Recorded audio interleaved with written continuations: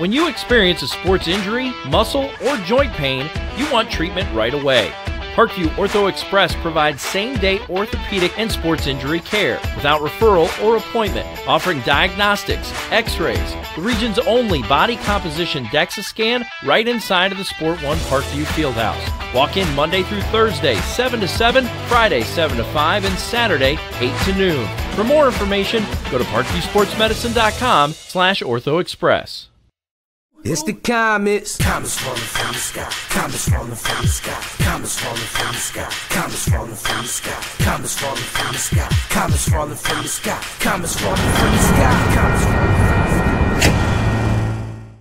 This is the first time I've been able to do this kind of more complete understanding or view of your body. One of the things that's really important about this is that it's kind of legitimizing us as athletes. Parkview Sports Medicine. Game on.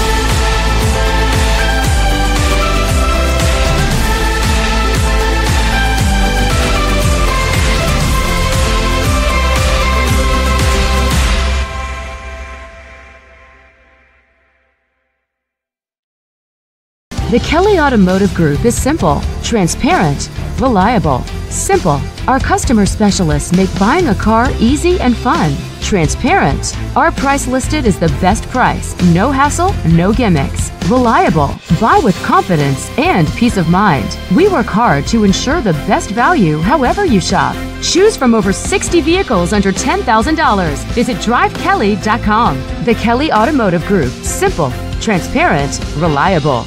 Concussions. They're a concern for parents of athletes in any sport. That's why Parkview Sports Medicine is leading the way with the area's first concussion clinic. Our integrated sports medicine team utilizes an innovative, evidence-based approach to manage athletic-related head injuries in those 14 and older, providing comprehensive care to get the athlete you love safely back in play. To schedule an appointment, call Parkview Sports Medicine at 266-4007. Reaching higher, pushing further. Parkview Sports Medicine. Game on. Get mad about blue. Get mad about your Fort Wayne Mad Ants. When looking for the best basketball action in town, it's the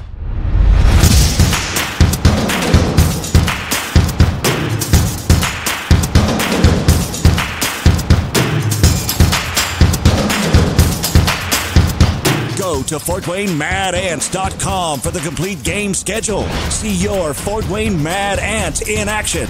Get mad about blue. I chose St. Francis because they made a promise that I would have real-world experience that I could take when I graduated, and they delivered on that promise. For me, the classroom only gets you so far, so they're setting me up with an internship. I had a mentor that they set me up with that was a CEO of a DuPont hospital in Fort Wayne. They offer degrees in accounting, business administration, risk management and insurance, marketing, and finance. You know, they just did a great job of the full circle of not only the education but also the experience. Parkview Sports Medicine, especially since I've been a pro, has been a place where my game has really been able to develop in multiple facets. Injury prevention, maintenance, physical therapy, weightlifting, agility work, all the things that I need to do in order to have an NBA body. This is the place for me to go when I come back home and I need to get a workout in. Always welcome me back with open arms. Parkview Sports Medicine. Game on. Both runners are running, play coming home. From the crucial plays to the highlight of the game to the victory celebration, we are there. Summit City Sports isn't just a business, it's a group of companies investing in the youth of Fort Wayne athletics. It's because of Parkview Sports Medicine, because of Kelly Automotive Group, Indiana Wesleyan University, University of St. Francis, and Big Eye Fish, that we can produce our broadcast viewed by hundreds of thousands in Northeast Indiana. Support Summit City Sports. Become a sponsor. Join our winning team today.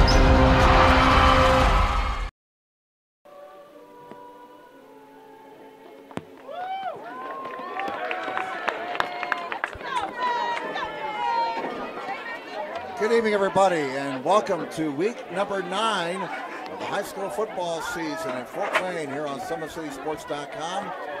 Glad you're with us tonight on a rather drippy night, to say the least. It's raining, it's cold, temperatures in the low 40s. Weatherman says we're expected to see the rain continue throughout the night, and temperatures may drop into the upper 30s by the time we're done. I'm Jim Measel. Our cameraman is Patrick Reith. Our producer, director, and all-around good guy is Joe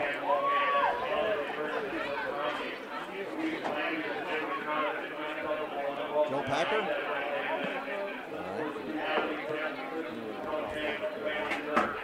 All right. That's what happens at the end of the season. The names start to get wiped off.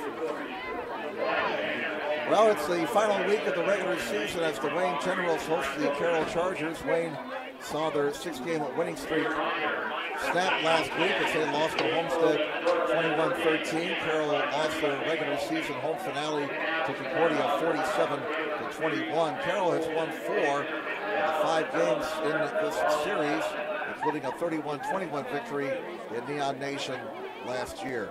Tonight's broadcast brought to you by SummitCitySports.com.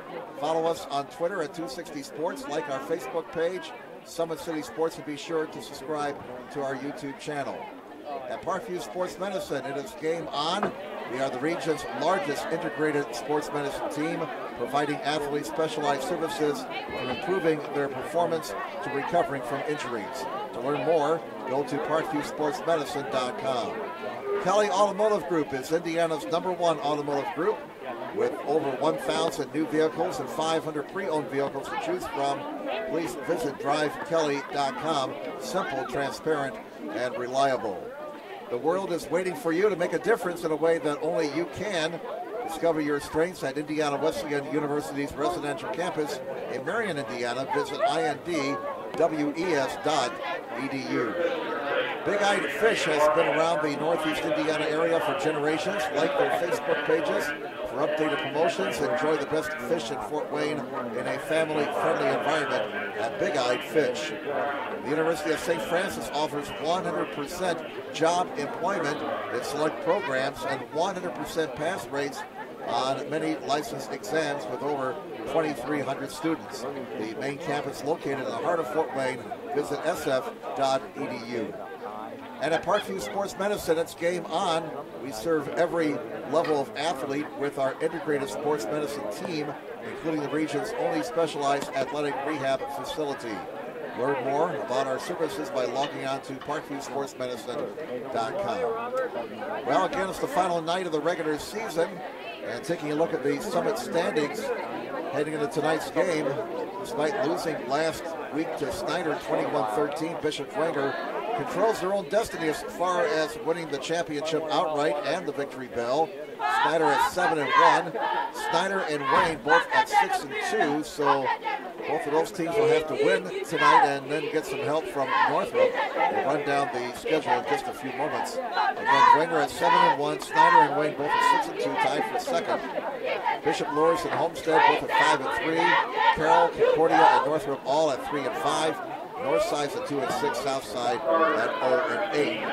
2 games we're going to be watching very carefully tonight. The Dwinger's home game with Northrop. Again, if Dwinger wins, they are the champions. No questions asked. Again, the Saints control their own destiny as far as winning the victory bell is concerned. Another game we're going to be watching very closely. Bishop Lewis at Snyder. And Snyder looking for at least a share of second place. If they can win that game, Lewis looking to perhaps get a share of second place.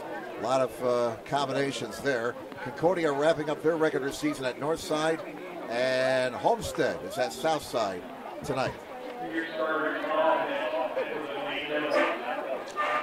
Elsewhere around Northeast Indiana, as we started the season with rain on opening night, and we're closing out the regular season on a rainy night. And the ACAC, undefeated Adams Central, is playing at Woodland. Also, Jay County is at Heritage. Lakeland at Bluffton, that's a non-conference game. And Lakeland will be taking out Concordia in the opening round of the sectionals next week. Also in the ACAC tonight is South Adams at Southern Wells. In the Northeast 8, we have undefeated East Noble. We saw their bus going down 69 again. like we did last week. The East Noble Knights are at Belmont. East Noble 7-1 overall, 6-0 in the Northeast 8. Also, it is Columbia City and Norwell in a matchup of two teams with identical records. DeKalb's at Leo, and New Haven is at Huntington North. In the Northeast Corner Conference tonight, Central Noble is at Garrett. Angola, undefeated. The Hornets are hosting Eastside. Angola is 8-0 overall. They wrapped up their division championship in the Northeast Corner Conference, the Big School Championship. They're 4-0 in Big School games. Eastside 5-3 overall, 3-1 in conference play. Also, it's Cherubusco looking to bounce back after losing last week. Their first game of the season, they're hosting Fairfield. Also, Fremont is hosting Traders Point in a non-conference game, and West Noble is at Prairie Heights. So let's look at some of the other action around the area as we get ready for tonight's game. Obviously, the field conditions being a big factor. It is very muddy in between, I would say, the two 20-yard lines, especially in the middle part of the field. The outside portions of the field and the sidelines, the traction is a little bit better, but it has been raining since about 4:30 or so, a pretty steady rain. Again, the game time temperature is around 41 degrees, so it's going to be a very sloppy night. The weather will be a factor tonight, and unfortunately, the weather has kept the crowd down. A lot of folks are home, and hopefully they've logged on to SummitCitySports.com watching the action of this game as well as the others around the Summit Athletic Conference. Well, for the Carroll Chargers, this season started off very promising. They lost a heartbreaker on opening night to Bishop Moores, 21-20. But then in week 2, they scored perhaps the biggest victory in program history as they knocked off Snyder 38-14. The following week, they dominated Northside 51-8.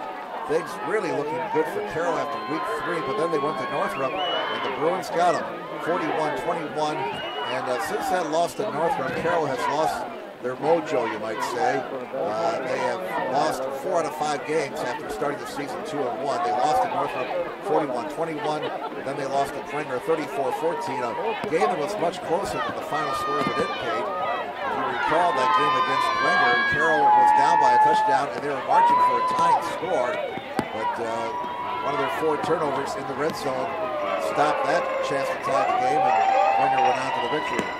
And then in week 6, Carroll defeated Southside 52-6. The Chargers losing their last 2 games at Homestead 38-17 and to Toledo 37-21. The Generals under Derek Moore have had a 5-6 make your hard work pay off. Make your mom and dad proud. Make your opponent pay the price. Right off 6 straight step up and get it done.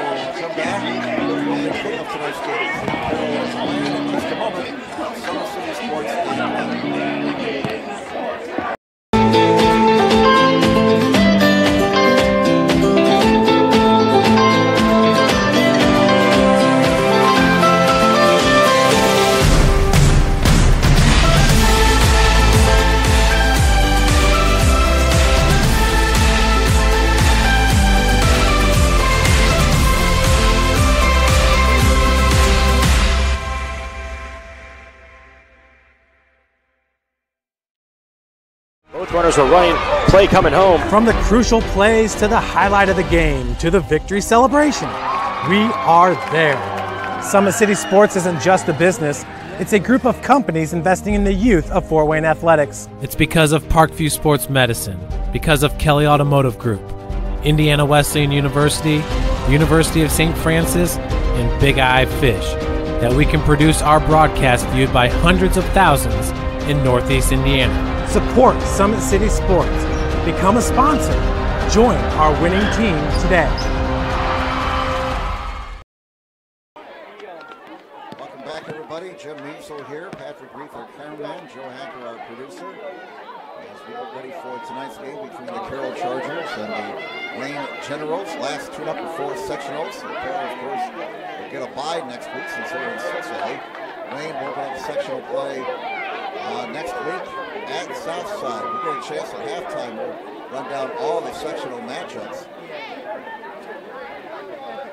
It's going to be that time of year. Well, the weather again will be a big factor tonight on the negative side. It continues to rain. It's been raining pretty steadily since 4:30 this afternoon. And the weatherman says this rain will continue into the early morning hours. It won't stop until about 2 o'clock or so tomorrow morning. But tomorrow, we can wait for tomorrow. It's always tomorrow. It's got to be a morning after. Tomorrow's supposed to be beautiful. Sunshine and temperatures in the 50s tomorrow. Of course, that'll be tomorrow. Tonight, it's not very nice. 41 degrees. Temperature expected to drop into the upper 30s by the time we're done here. Wayne in their home Columbia blue jerseys, while Carroll is in their road whites. Carroll looking for something positive here to take into sectionals. As we mentioned a few moments ago, the Chargers got off to a 2-1 start. They were looking great, especially after the win over Snyder, but then that loss to Northrop seemed to knock the Charger train off the tracks. They just seemed to lose their mojo after that, and they have not been able to recover. We're having the coin toss right now, as you can see. Captain's meeting at midfield. There is standing water to the left of us here along the 40-yard line. Between the 40 and 35-yard lines. We're here about 5:30, and the Wayne players are doing their pregame calisthenics, and they had to stretch, and they were forced to sit on that wet grass and stretch out the leg muscles, and that could not have been a very good feeling. So it's 7 o'clock here. We're going to keep an eye on the Dwenger-Snyder game as well. Looks like, I'm sorry, the Dwenger-Northrop game. It looks like Airfield is kind of quagmire. There's standing water there as well. So again, if Dwenger beats Northrop, they win the victory bell for 2018.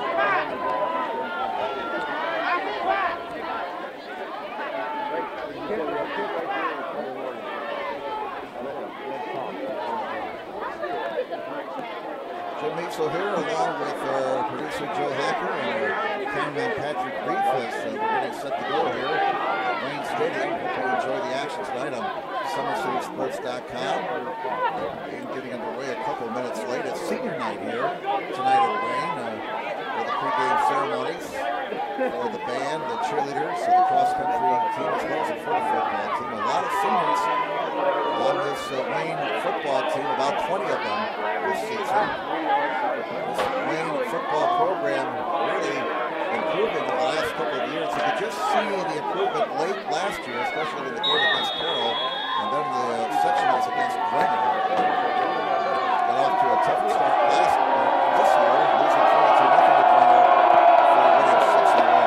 Carroll ready to kick off for the Carroll Chargers. And we are underway. It's a squibber.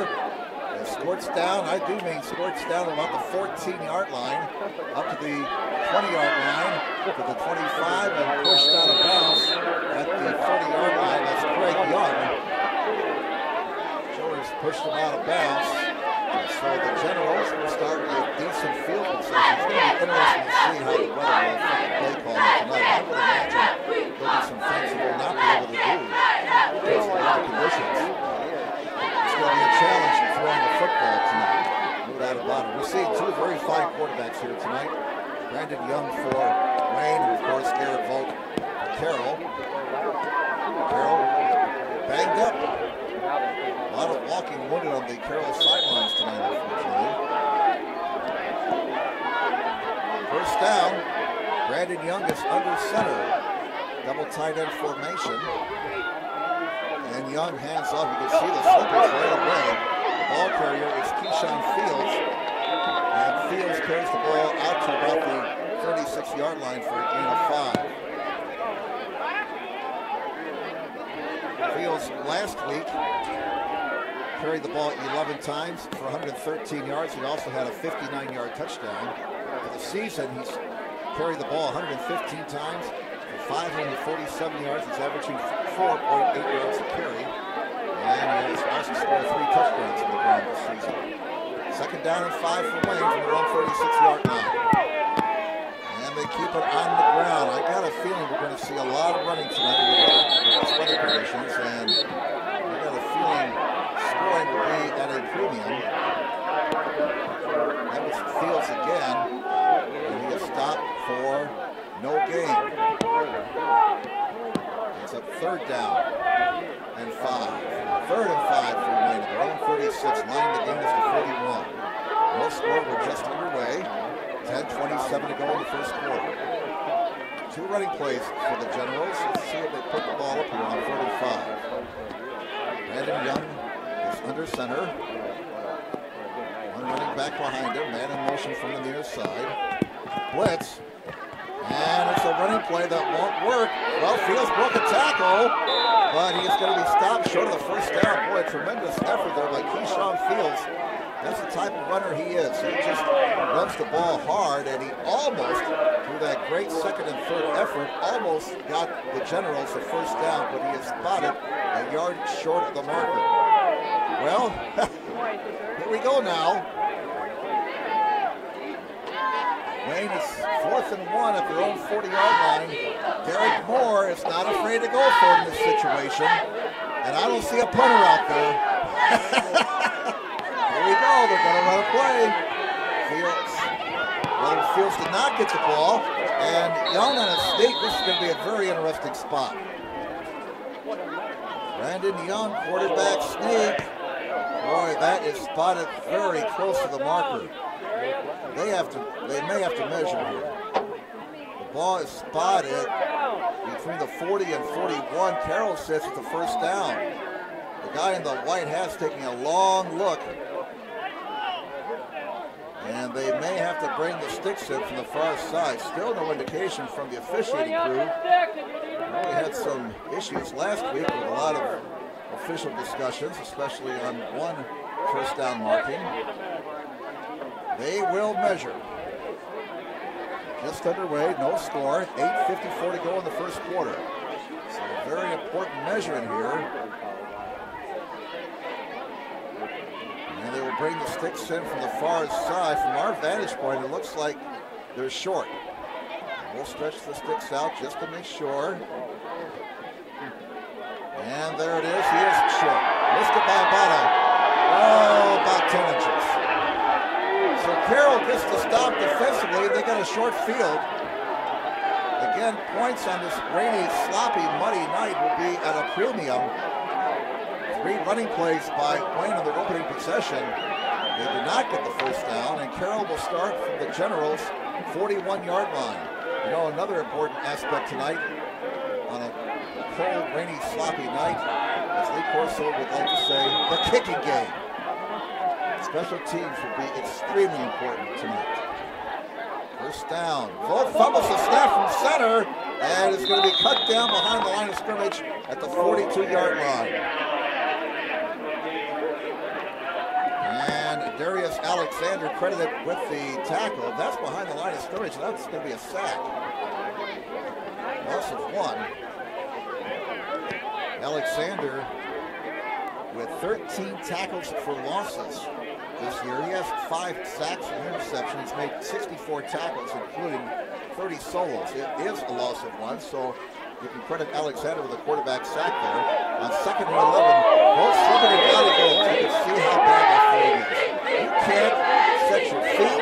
You can't make a punt. Extremely slick conditions. And the mud is already covering the uniforms. It's going to be a lot of fun trying to pick out numbers along about the middle of the third quarter.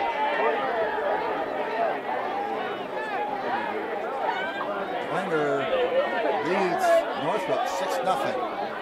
So Dwenger is off to an early lead. Third down and 15. Line the game. It's the 31. The ball's dropped in the right flat. As Saylor did not catch the slippery ball, so Carroll cannot take advantage of the short field. In fact, they went the wrong way. They lost 5 yards. Fourth down and 15 for the Chargers.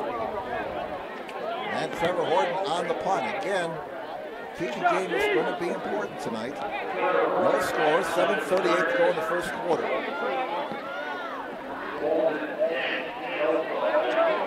Kelso, one of the men back deep for Wayne. And Horton's got to watch his footing here. We're in the part of the field that's extremely slick.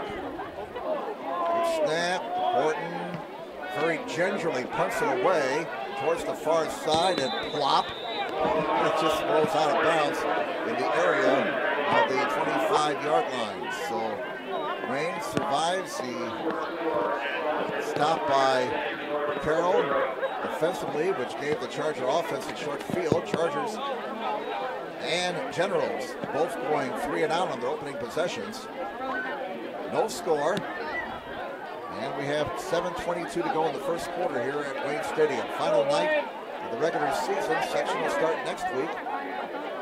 We'll have complete coverage again next week here on SummitCitySports.com. Log on to our website this week to find out which games we'll be at next Friday night. First down and 10 for the Generals at their own 24. They ran it 3 times in their opening possession. And Young hands off, trying to look for some running room and getting to that part of the field where there is better traction. The ball carrier was Kelso, Governor Chip Kelso, number 5. He has 389 all-purpose yards this season, 39 carries for 232 yards on the ground this year, and he's averaging nearly 6 yards a carry. Got good yardage on that play. The ball spotted the 30-yard line. We're second down and 5. Second and 5 at the 30 for Wayne. No score. Double tight ends. Man in motion to the left. And it's Kelso again, slipping and sliding and trying to stay on his feet, and down he goes for the 28-yard line. There is absolutely no way these players can get any sort of traction right now. And it's too bad. The weatherman is just not cooperating. Tackle credit to Larry Seibel, entering this game 18 tackles on the season and 4 sacks. So we have had 6 running plays for the Generals. They have not put the ball up. Third down and 7. Line the gains to 35. I've got a feeling this is going to be like this all night long. First team that scores may win this game. Now they're going to pass it. Young down the middle. He's got a man out there. It's Craig Young. And they're not going to get him. Craig Young is gone. 70 yards. The law firm strikes again. Young to Young. Well, we mentioned first team that scores might win. That might be the winning score the way this field is. 70-yard touchdown pass. Brandon Young to Craig Young. For Craig Young, his 11th touchdown reception of the season. And for Brandon Young, that's his 17th touchdown pass of the campaign. He now has over 1,200 yards passing for the season. 1,230 to be exact. That comes with 6:14 to go in the first quarter. Now the PAT. And this is Josue Sotero, extra point attempt. Oh, it hit the upright, no good. So with a timeout, 6:14 to go in the first quarter. Wayne 6, Carroll nothing. Back with more in a moment on SummitCitySports.com. Parkview Sports Medicine is an integrated sports medicine team. We're treating injuries when and where they happen and working to prevent them before they do. We believe the best care is coordinated care, helping ensure you get the individualized services you need every step of the way, offering innovative treatment techniques to get you or the athlete you love back in play. Reaching higher, pushing further. Parkview Sports Medicine. Game on. All right, update as Northrop has scored, and they're trying for the extra point. Ball is spotted, the kick is up, and the kick is good. Northrop leads Stringers 7-6. Moore is leading their game 7-6 over Snyder. And here, Wayne Generals, their lethal combination of Brandon Young and Craig Young has just connected on a 72-yard touchdown pass. The point after was no good. 6-0 favor the Wayne Generals. Kickoff.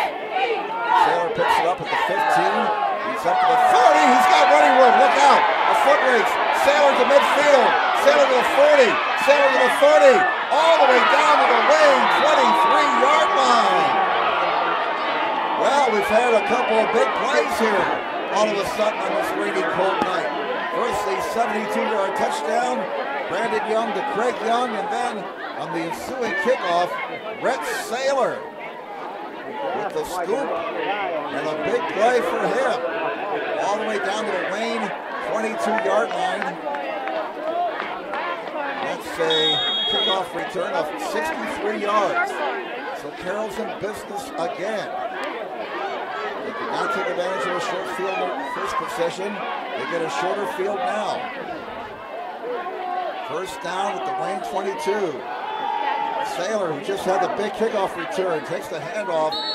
Almost a missed handoff there between Vogt and Sailor, but Sailor following his offensive line, picking up 6 yards. Now to the Wayne 16-yard line. Wayne with a 6-0 lead, but Carroll threatening here with 5:40 remaining in the opening quarter. Ball is in the red zone now for Carroll. Second down and 4. They keep it on the ground. Sailor, nice seal block here on the near side. He is close to a first down. Looks like he has it at the 12. But the down box shows third. Now they're going to spot him down at the 13, so he did not get the first down. Let's give him 3 yards there. It's third down and 1 for Carroll. The ball is at the Wayne 13-yard line. Plenty of time on the play clock, 20 seconds. No need for Carroll to rush here. Third and 1 from the 13. Split backs now. And it's Vogt calling his own number. Gets tripped up, but stumbles forward to the 10 and has enough for a first down. First down for the Carroll Chargers. Their first down of the night. The ball be spotted at the 10, so if it's spotted at the 10, they cannot get a first down now. It's going to be first and goal at the 10-yard line. Worst spot to be first and goal, right at the 10. 4:40 left in the first quarter. Carroll with a chance to tie the game. 3 receivers to the right. Vogt, play action, keeps it. It's stripped up and stumbles forward to the 9. Purnell and Wiedemann credited with the tackle. We have a shaken up Wayne player at about the 14-yard line. That will stop play, and they will attend to the shaken up Generals player. We can't pick out a number because the referee is blocking our view. So why don't we step aside here? We'll be back with more from Wayne in a moment on SummitCitySports.com. Parkview Sports Medicine is an integrated sports medicine team. We're treating injuries when and where they happen and working to prevent them before they do.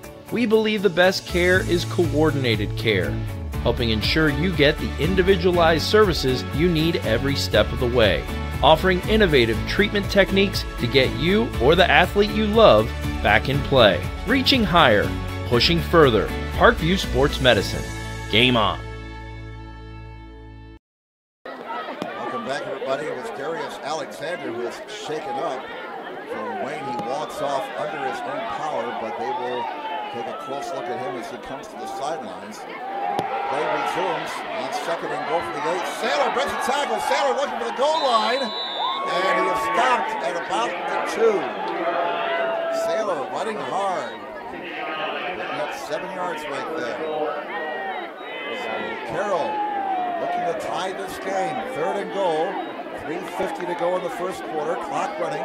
Wayne leads 6-0. Ball is at the 2-yard line. 3rd and goal for the Chargers. Will Saylor get another touch here? Of course, Vogt can run the football as well. Griffin in the ball game now in the backfield, number 17. Movement on the line. Flags come in for the snap. And it looks to be offside against Wayne. Yes, indeed. General's defensive line could not hold their water, so there's our first penalty of the night. Half the distance to the goal line. So the Chargers be a little bit closer to the Wayne end zone here. The ball be spotted at the 1. 3rd down and goal. If you don't get it here, they'll obviously go for it on 4th down. Vogt heads it off. Look at that hole off the left guard. And Saylor is in. Give that man 6 points. Great job by the Carroll offensive line opening up that hole. And we're tied 6-6 with 3:21 to go in the first quarter. Rhett Saylor scoring from a yard out. That's his 6th rushing touchdown this season. And Horton is on to tack on the extra point. Vogt to be holding. Situation again, the kickers really have to watch their footing. Looking to take the lead are the Carroll Chargers, and Horton hits it right down the middle. The kick is good. New score on the board with 3:21 to go in the first quarter. It's Carroll 7, Wayne 6. Back in a moment. This is SummitCitySports.com.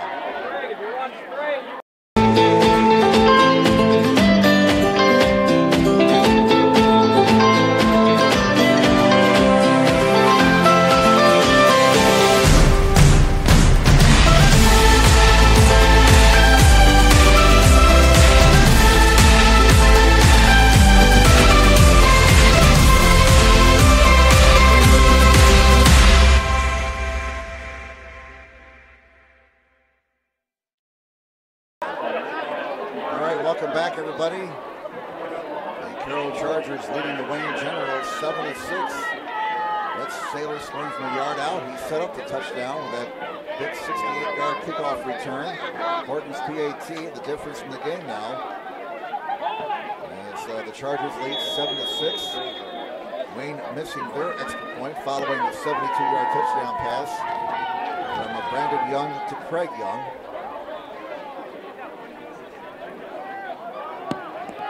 Concordia and Northside scoreless. And Jake Berg, a Kamari Anderson threw pass for a touchdown called back on offensive pass interference, and that game remains scoreless.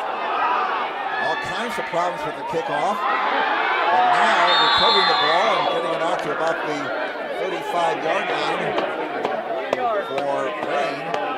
Remember here, that was Greg Walton. And Walton returns it up to the 36-yard line, so decent field position for the Generals. Carroll on top is 7-6 over the Wayne Generals. 3:14 to go. So Wayne last week missed an important extra point against Homestead in their loss to the Spartans. They missed a PAT here tonight following a touchdown. So let's see now if the Generals can overcome that. They have the ball, their own 35, 1st down. Rain continues to fall. Not a pleasant night whatsoever.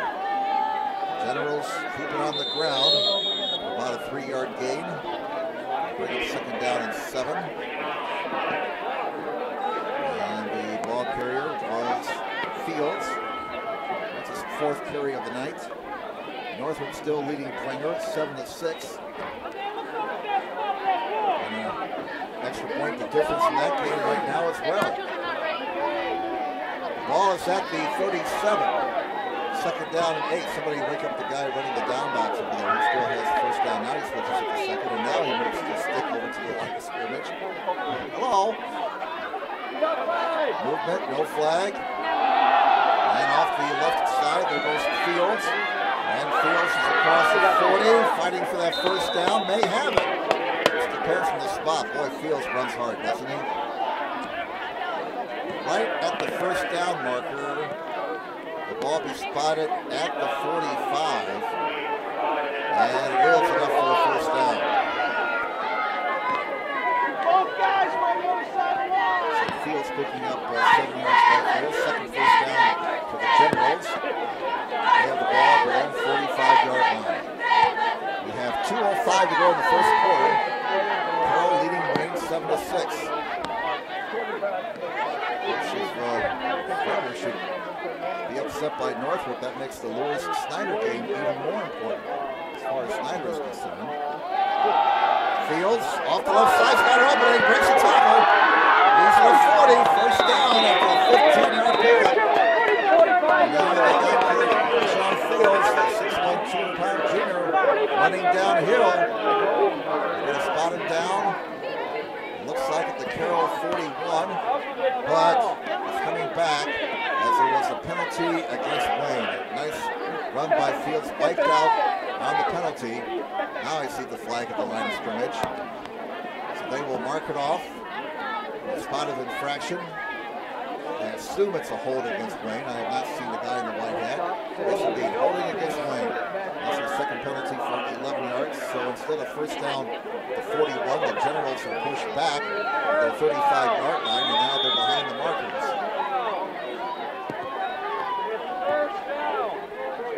Should be first down.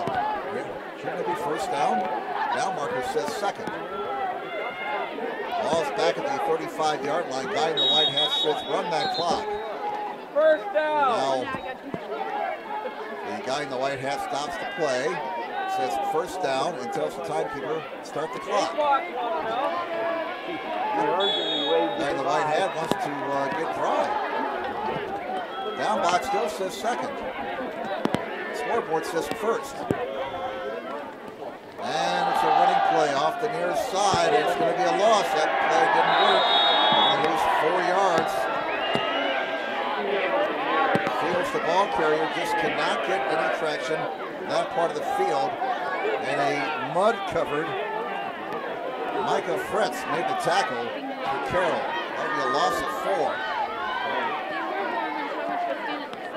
So the ball is back now at the Wayne 31-yard line. Scoreboard in the down box will say third. Third down and 24 for Wayne at their own 31-yard line. Line the gain is to Carroll 45 out of the I formation. And it's a running play off the left side, busting through and getting tackled right in the middle of that slot at the 40-yard line. Ball carrier was Fields. Boy, oh boy.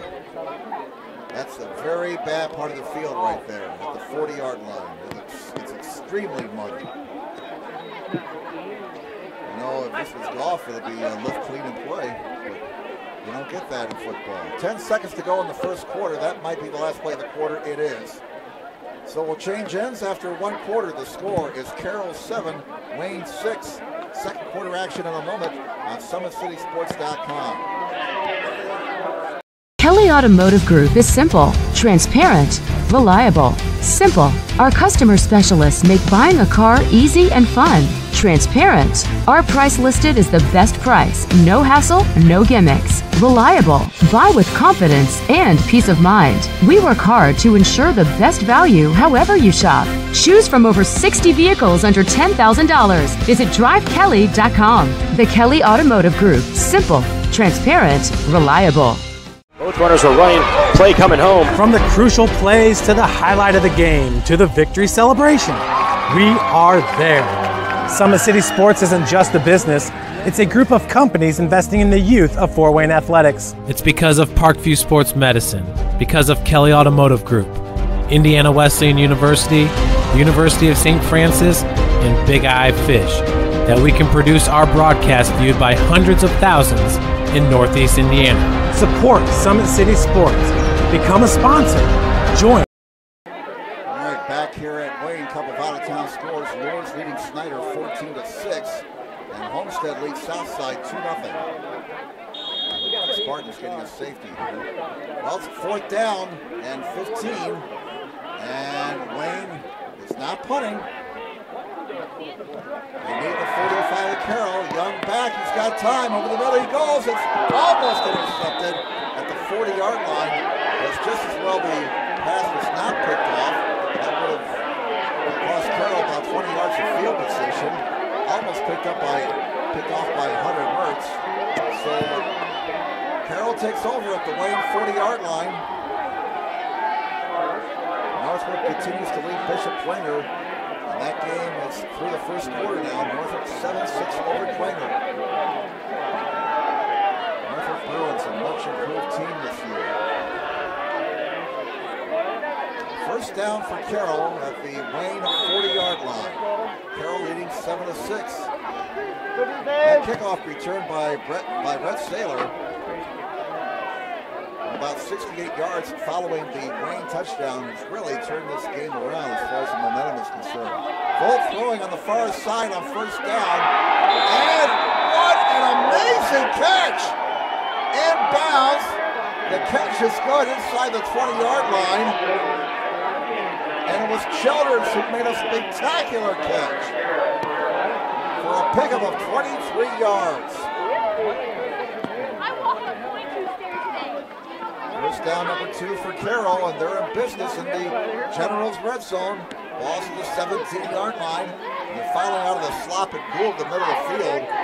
Some better traction here at this end of the field. Saylor picking up 3 yards to the 14-yard line, and he was hit hard. Carroll going no huddle here. Their mode of operation on offense. They go no huddle. Slot left, 1 setback, 2nd down and 7 from the 14. And it is Saylor. He can't find anywhere to go. Middle of the line pretty well clogged up by the Generals defense. And Saylor dropped after a loss of 1 at the 15-yard line.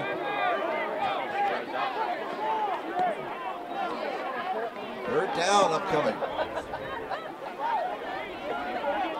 Third down for Carroll at the Wayne 15-yard line. Third down at 8. Line the gains to 7. Slot left formation. Volt looking, swings it left flat. Look out! Play does not wrist. Blown up totally by the Generals defense. Saylor caught the ball and was dropped immediately. Wiedemann making the tackle for the Wayne Generals, their outstanding linebacker.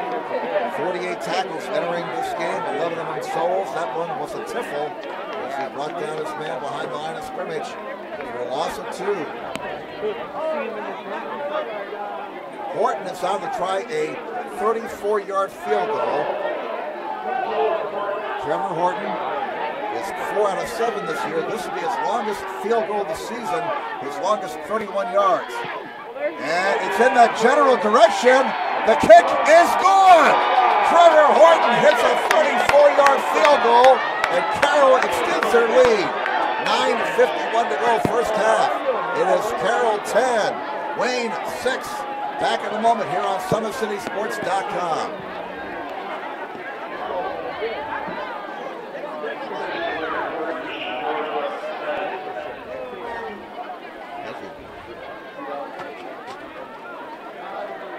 The top 10 player I think perhaps.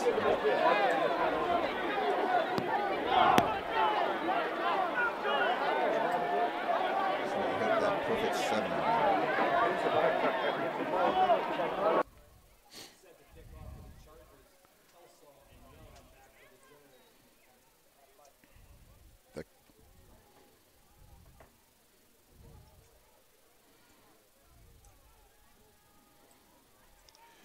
Well, we mentioned the kicking game could be very important tonight, and right now Carroll has the edge in that department. Trevor Horton with a point after and a 34-yard field goal, a season-long 34-yard field goal with 9:51 to go in the first half. Carroll 10, Wayne 6. Dwenger has scored And so they have taken the lead over Northrop. And they went for 2 and got it. So Dwenger now leads Northrop 14-7 in the second quarter. Again, as the Saints win, they are the champions of the SAC, and they get the victory bell. Here's a line drive kickoff, picked up at the 27-yard line. And look out. Oh, that could be a face mask. Wow. No call. No call. A bit of a high tackle. Fans are asking for a face mask or demanding a face mask, and they're not going to get it. That tackle was up around the helmet, but no flag. So Wayne will start at their own 24-yard line. First down. Generals find themselves trailing now, 10-6. 9:45 to go in the first half.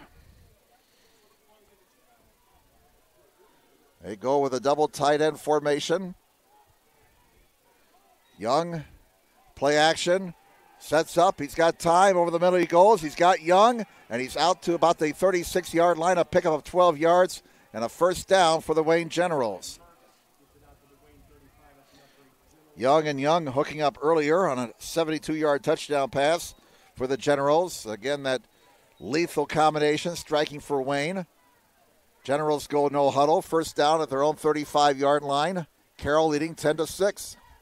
And Young stumbles, keeps his footing, throws. Oh, what a catch in a crowd.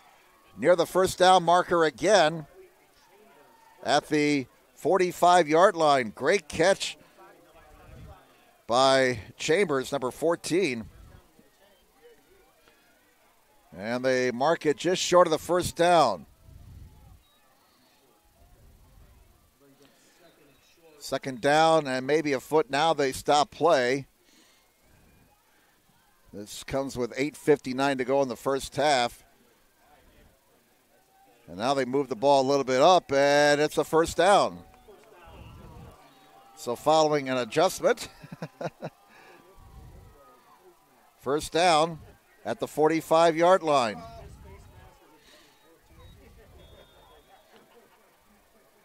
First down for the Generals at their own 45. As the passing game is opening up now for the Generals. They'll keep it on the ground. Here's a big gain on the ground to the 45, to the 35, to the 30, to the 20, and give that man 6 points.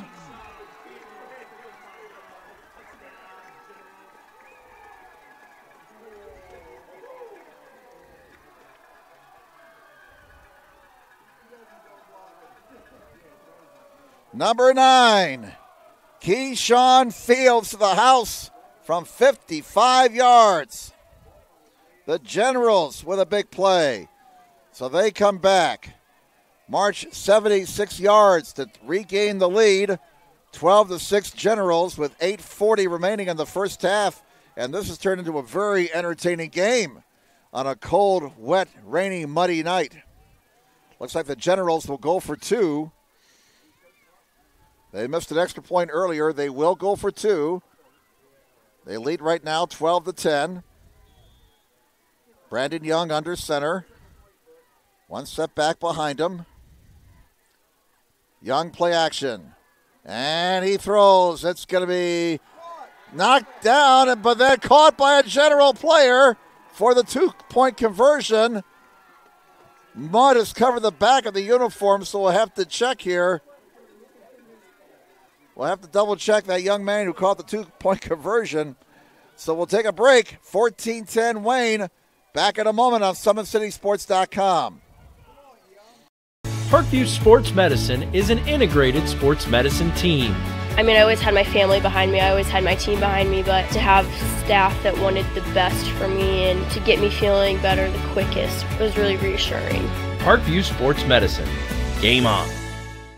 The Kelly Automotive Group is simple, transparent, reliable, simple. Our customer specialists make buying a car easy and fun.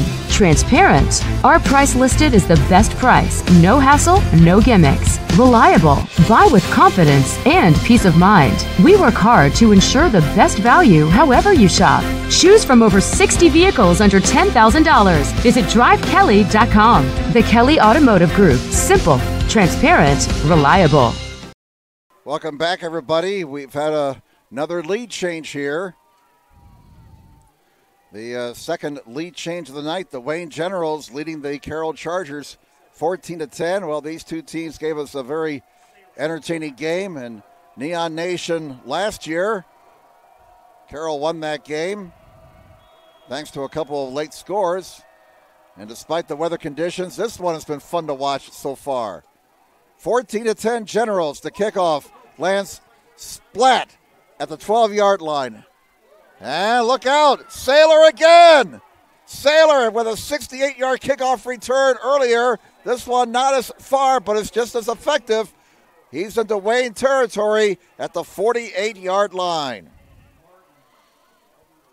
Again, Dwenger leads 14-7 over Northrop. TJ McGarry getting the go-ahead score for the Saints. Lours leads Snyder 14-6. That game has now moved to the second quarter.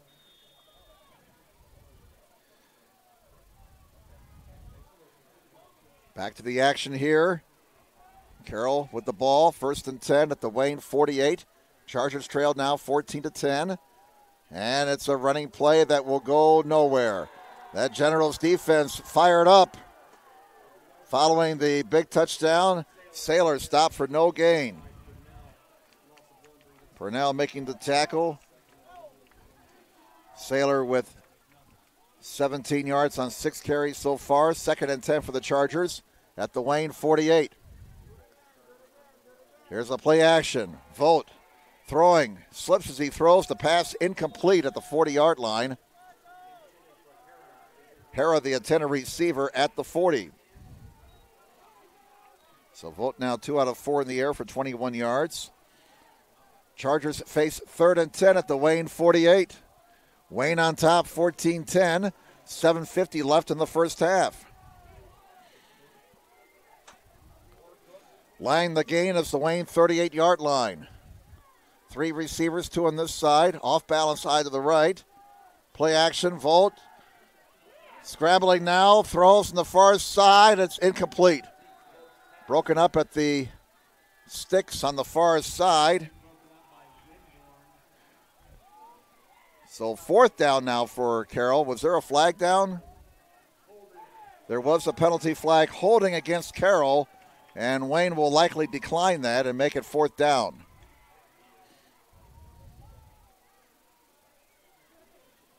The Wayne bench wants them to decline the penalty, the holding penalty against Carroll. Or are they going to take it? Carroll's moving back. The officials are talking it over. Holding, now's the call against Wayne. They indicated first it was against Carroll. Now they say it's a holding penalty against the Generals. And that'll be a 1st down for Carroll. That's the 3rd penalty against Wayne for 21 yards. 3rd 1st down for the Chargers. So they get a gift there. 1st down for Carroll at the Wayne 38-yard line. Again, they initially indicated it was against the Chargers, and then they said, no, it's on Wayne. Low snap from center. Look out. Big trouble for the Chargers, and Vogt has to cover up on it. Back at around the 50-yard line. There is another penalty flag down.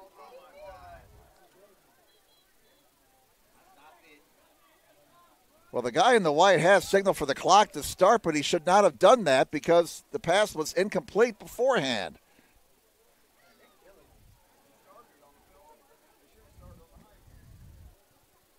Illegal procedure, the call on Carroll. That penalty is declined, and so it'll be 2nd down for the Chargers following the bad snap from center, and the ball be back at the 50-yard line. That'll be a 12-yard loss.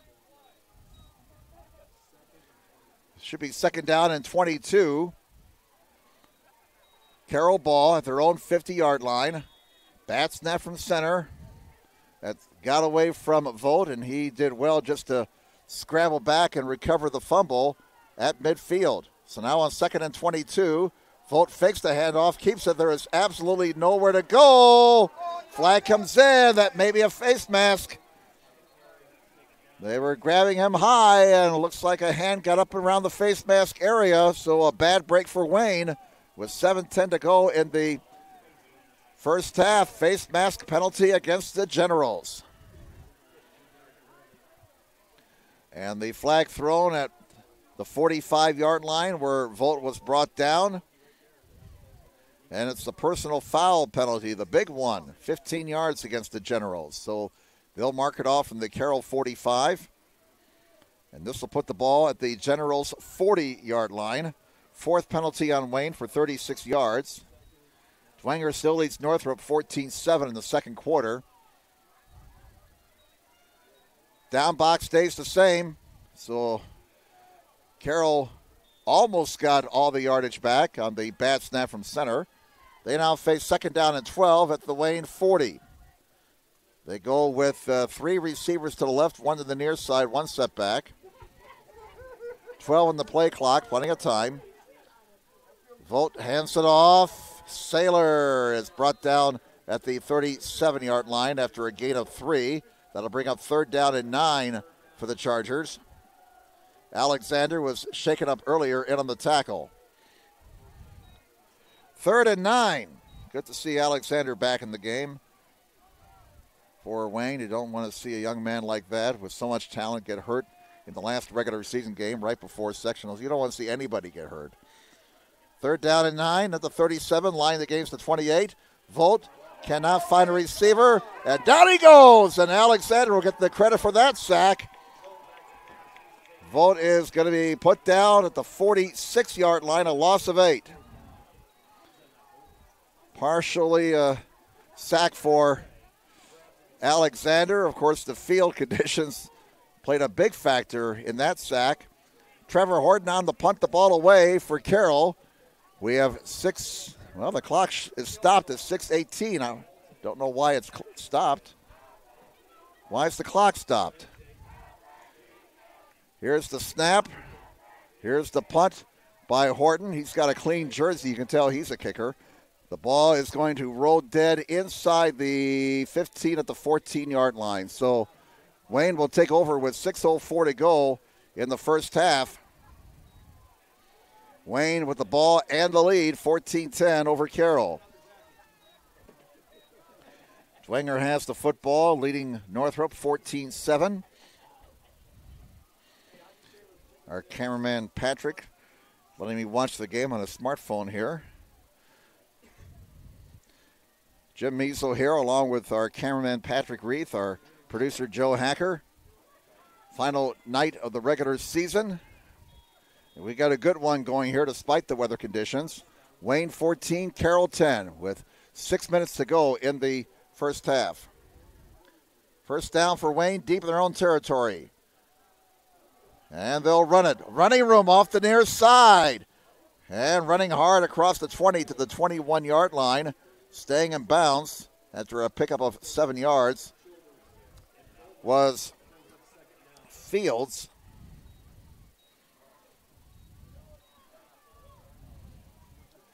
Fields earlier broke one for 55 yards and a touchdown. He picked up 7 yards right there. He now has 86 yards on 9 carries. Ball is at the 21 for Wayne. Second down and 3. They lead 14-10. And again, off the right side. That's going to be not quite there to a first down. Fields thrown back. Stopped by Jacob Geller, number 64, a 6'2", 180 junior. So third down and 1. Third and 1 for the Generals. The ball is just over the 22-yard line. Under 5 minutes to play now in the first half. Both teams have all 3 of their timeouts remaining. One setback, double tight ends. Carroll jumping at the line. They move back, no flag. And it's going to be a first down for Wayne as they run off the left side. Just enough of an opening for Fields to get the first down off the left tackle. Fields running hard, his uniform covered in mud already. And again, come the third quarter, it's going to be rather difficult to pick out some numbers here, as especially the linemen all covered in mud. Ball's at the 27-yard line. First down for the Wayne Generals. They lead 14-10. Young to the air on first down. Steps up. He'll run, and now he's going to be brought down after a gain of a couple of yards. That'll bring up second down and 8.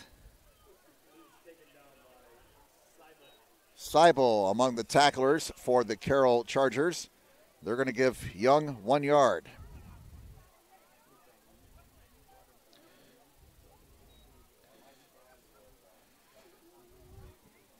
So second down and 9 for the Wayne Generals at their own 29. The clock continues to run. 3:43 left in the first half. It's Wayne 14, Carroll 10. Very entertaining game on a rainy, cold, muddy night.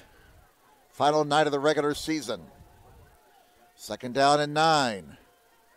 A running play off the right side. Fields again. And he is stopped at the 31-yard line. So Wayne keeping it pretty basic right now, as they have a 4-point lead. Fields getting close to 100 yards rushing unofficially, 96 yards on 12 carries. Of course, 55 of those yards coming on the touchdown. The line, the gain is to 37. So we'll call it third down and 6 for the Generals. Clock continues to run. 2:53 left in the first half. Wayne 14, Carroll 10. Third and 6. Let's see if Young puts it up here. Man in motion from the near side. And Young will throw. Looks like he wants to set up a screen. And it's dropped incomplete. That play was not going to work anyway. Carroll had that well defended, so it's a fourth down. And Wayne will punt the ball away. Coach Derek Moore likes to be a gambler and go for it many times, but prudence is demanded in this situation. 2:31 to go in the first half. Fourth down and 6 for the Generals. So Carroll will get the ball one more time before halftime, trailing 14-10. Low snap. It's out of there. And whistles are sounded. Whistles are sounded. What the heck's going on here? Did his knee hit the ground? The punter put his knee on the ground. That's what happened. He didn't put his knee on the ground. And Carroll's going to take over deep in Wayne territory. The referee says the punter put his knee on the ground. And Carroll will get the ball at the Wayne 17. Well, what a strange turn of events we have here. First down, Carroll at the Generals 17 with 2:31 to go in the first half. 3 receivers, 2 to the left, 1 to the near side. Both teams have all 3 of their timeouts left. And it's Saylor. He's got an opening off the right side and gets up to about the 14-yard line after a gain of 3. Wiedemann and Johnson credited with the tackle for Wayne. Saylor, 23 yards on 8 carries. Dwenger still leads Northrop, 14-7 in the second. Looks like Dwenger has the football. Ball is at the 14.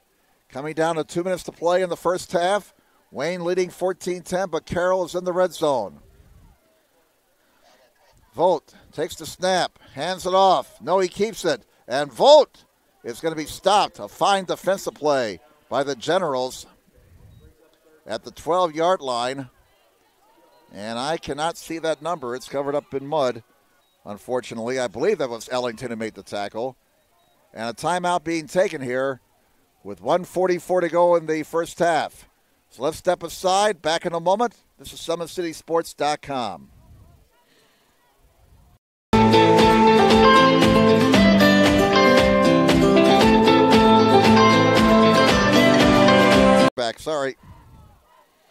Well, that's an official's timeout. I beg your pardon. Neither team took a timeout there. Sorry about that, folks. Clock shows 1:35 to go, and now Carroll calls a timeout. All right. Well, why don't we just keep it here? Why don't we just keep it here and get you up to speed on some of the out-of-town scores? And Dwenger has just scored again, so Dwenger now leads 20-7. And, there's a Dwenger fan talking a little smack there, saying, start painting that bell blue and gold. Well, hey, not yet. Still got some game to play. So Dwenger is leading 20-7 over Northrop. And are they going to go for two? Looks like they're going to go for two. They're playing on a sloppy field as well. So they're in the power I, strong right. And the pass is dropped in the end zone. So Dwenger 20, Northrop 7. Jake Bird has just hit Jaron Kindig with a 17-yard touchdown. First score of the game late in the second quarter. Concordia leading Northside 7-0. And Snyder has tied Lourdes now 14-14 with a touchdown on the two-point conversion.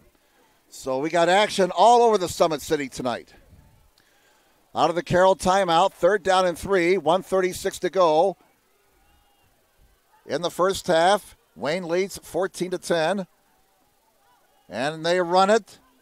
Saylor is cut down short of the first down at the 10-yard line. Tristan Purnell, one of their 20 seniors, making the tackle, 5'10", 193. Purnell's had a great season for Wayne. 4.5 sacks entering this game, 84 tackles, including 9 behind the line of scrimmage. One of those Tiffle tackles. So a gain of 2 for Saylor. 4th down, we'll call it 2 at the 10. Chargers will go for it, and before the snap, we have a timeout taken with 58 seconds to go. Carroll calls the timeout. So we'll keep it here again. Again, Dwenger leads Northrop 20-7. Let's recap the scoring. Wayne opened the scoring on a 72-yard touchdown pass, Young to Young. The point after was missed. Rhett Saylor then on the ensuing kickoff returned at 68 yards. That set up the Carroll touchdown. Saylor took it in from a yard out. Trevor Horton's extra point was good. 7-6 Carroll after 1. Here in the second, Horton with a season-long 34-yard field goal for the Chargers to put Carroll ahead 10-6. And then a young man for Wayne who's had a great season, Keyshawn Fields, took it to the house from 55 yards out. They went for 2 and got it. Young to Chambers on the 2-point conversion. And that's where we stand right now. 14-10. Favor Wayne over Carroll. Out of the Chargers timeout, they'll face 4th down and 2 at the Wayne 10-yard line with 58 seconds to go in the first half. A scoring opportunity after the Wayne punter, taking a low snap from center, was determined to have his knee hit the ground at the 18-yard line. Here we go, 4th and 2 at the 10. Split backs behind Volt. And Volt fumbles the snap from center, and he is nailed behind the line of scrimmage. That ball is loose. Wayne's got the football no matter what. Oh, boy, a big defensive play for the Generals as Carroll is turned away. You talk about taking momentum into the locker room after a play like that. Remember now, Carroll's got 1 timeout left. Wayne has 3 timeouts remaining. They start deep in their own territory at the 18. So let's see here if Coach Moore decides just to take a couple of knees and take this 14-10 lead in the locker room at halftime. Right now, momentum, we're in Columbia Blue here at Wayne Stadium. Big play by the Wayne defense. That's slick football coming out of the hands of quarterback Garrett Volt. And whatever play they ran or called, it had really no chance because the middle of the Wayne defensive line just stuffed that play big time. All right, balls to the 19. Young is under center. Brandon Young takes the snap. He's going to throw on 1st down. And he throws one deep. Look out. Nearly intercepted. I tell you what, we have some Wayne people here saying take a knee. Take a knee, they say. Brings up second down and 10 for Wayne.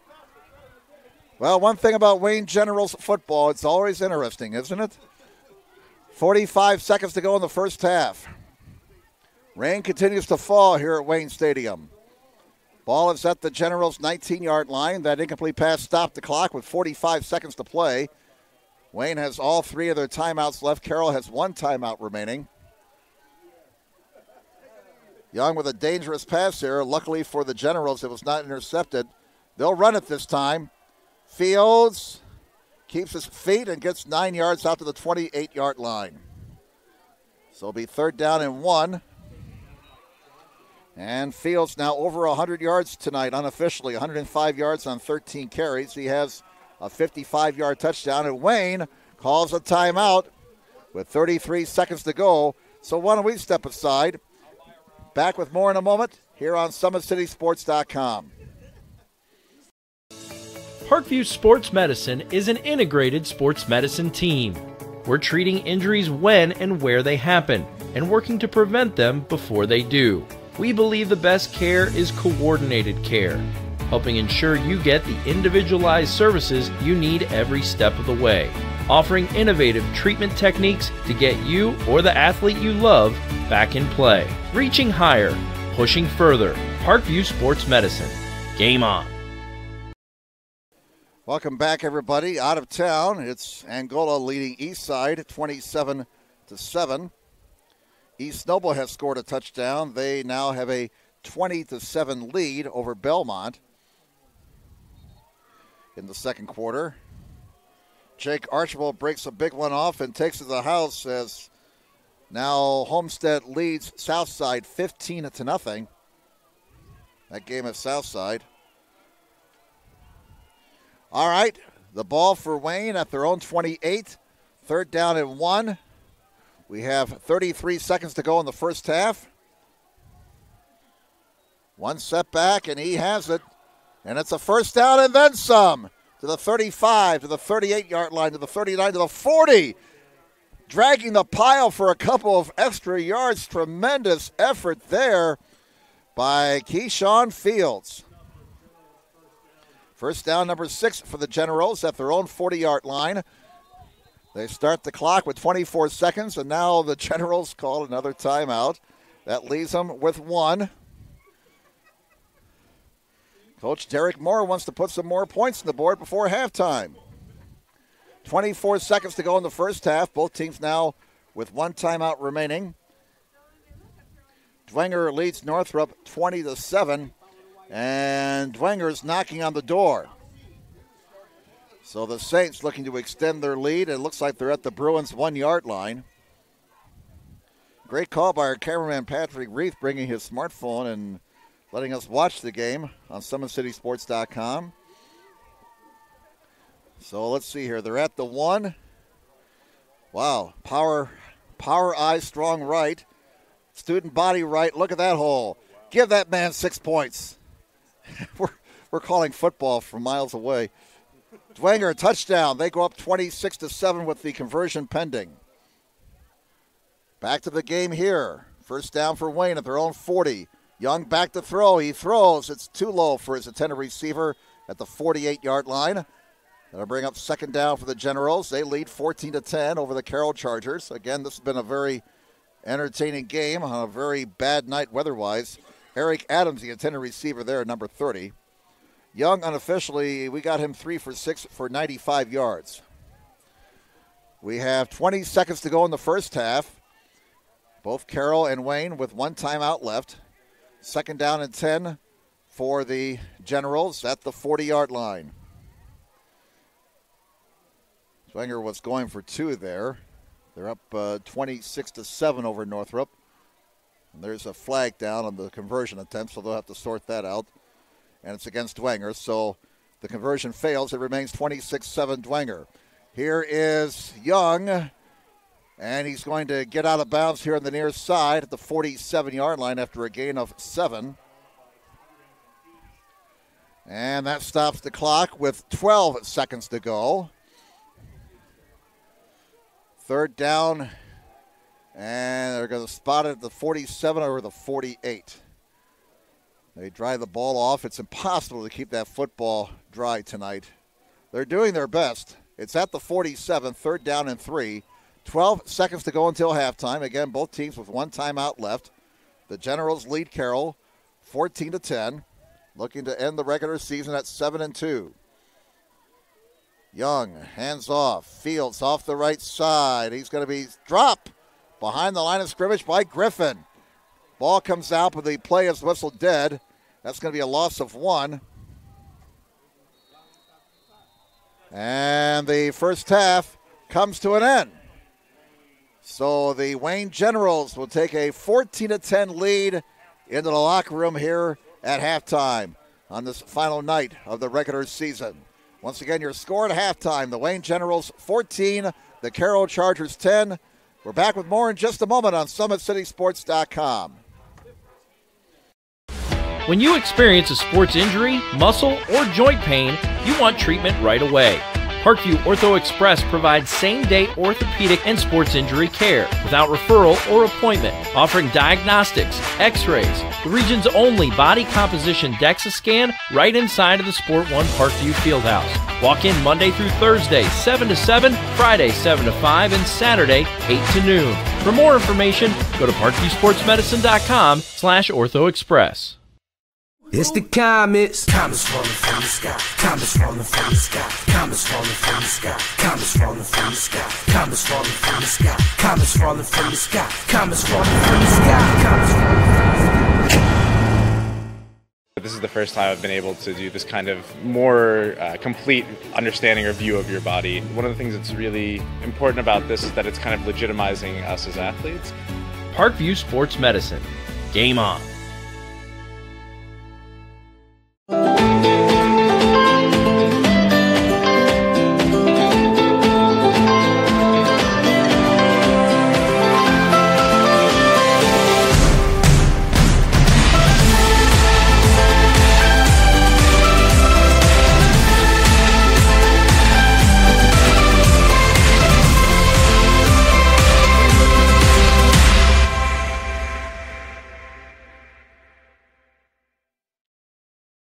The Kelly Automotive Group is simple, transparent, reliable. Simple. Our customer specialists make buying a car easy and fun. Transparent. Our price listed is the best price. No hassle, no gimmicks. Reliable. Buy with confidence and peace of mind. We work hard to ensure the best value however you shop. Choose from over 60 vehicles under $10,000. Visit drivekelly.com. The Kelly Automotive Group. Simple, transparent, reliable.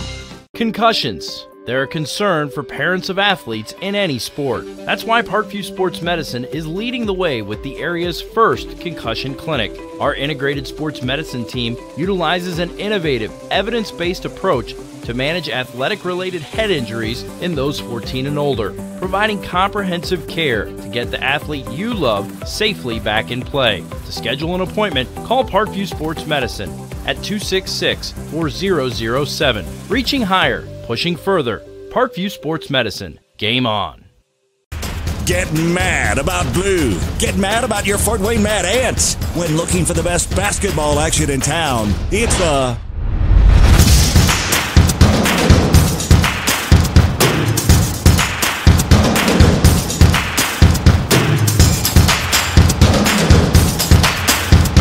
Go to FortWayneMadAnts.com for the complete game schedule. See your Fort Wayne Mad Ants in action. Get mad about blue. I chose St. Francis because they made a promise that I would have real-world experience that I could take when I graduated, and they delivered on that promise. For me, the classroom only gets you so far, so they're setting you up with an internship. I had a mentor that they set me up with that was a CEO of a DuPont hospital in Fort Wayne. They offer degrees in accounting, business administration, risk management and insurance, marketing, and finance. You know, they just did a great job of the full circle of not only the education but also the experience. Parkview Sports Medicine, especially since I've been a pro, has been a place where my game has really been able to develop in multiple facets. Injury prevention, maintenance, physical therapy, weightlifting, agility work, all the things that I need to do in order to have an NBA body. This is the place for me to go when I come back home and I need to get a workout in. Always welcome me back with open arms. Parkview Sports Medicine. Game on. Both runners are running, play coming home. From the crucial plays to the highlight of the game to the victory celebration, we are there. Summit City Sports isn't just a business, it's a group of companies investing in the youth of Fort Wayne athletics. It's because of Parkview Sports Medicine, because of Kelly Automotive Group, Indiana Wesleyan University, the University of St. Francis, and Big Eye Fish, that we can produce our broadcast viewed by hundreds of thousands in Northeast Indiana. Support Summit City Sports. Become a sponsor. Join our winning team today.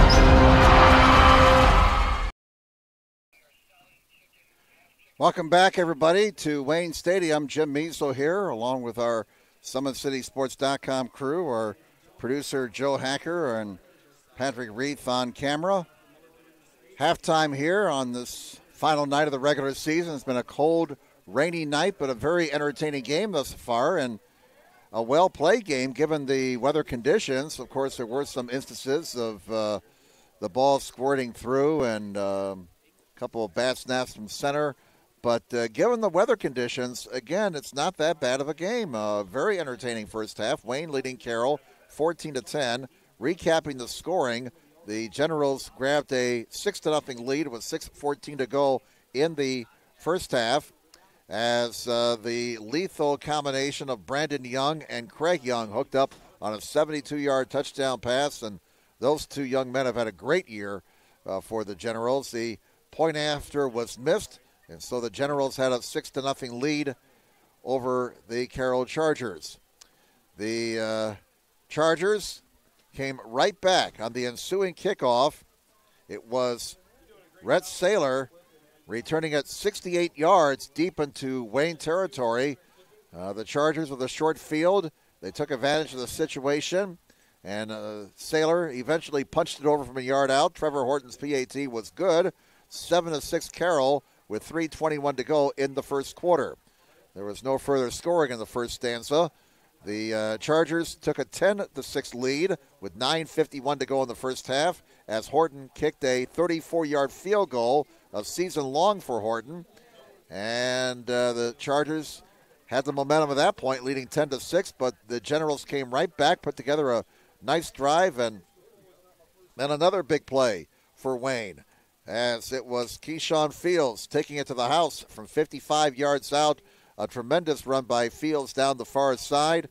The Generals went for two and got it. Young hooking up with Chambers. That came with 8:40 left in the first half, and that was all the scoring in the first half of play. Again, Wayne leading Carroll here at halftime, 14-10. The Generals 6-2 so far this season. Carroll 3-5. Some first half stats. First downs, Wayne had 6, Carroll had 3. Rushing yards, thanks to the running ability of Keyshawn Fields.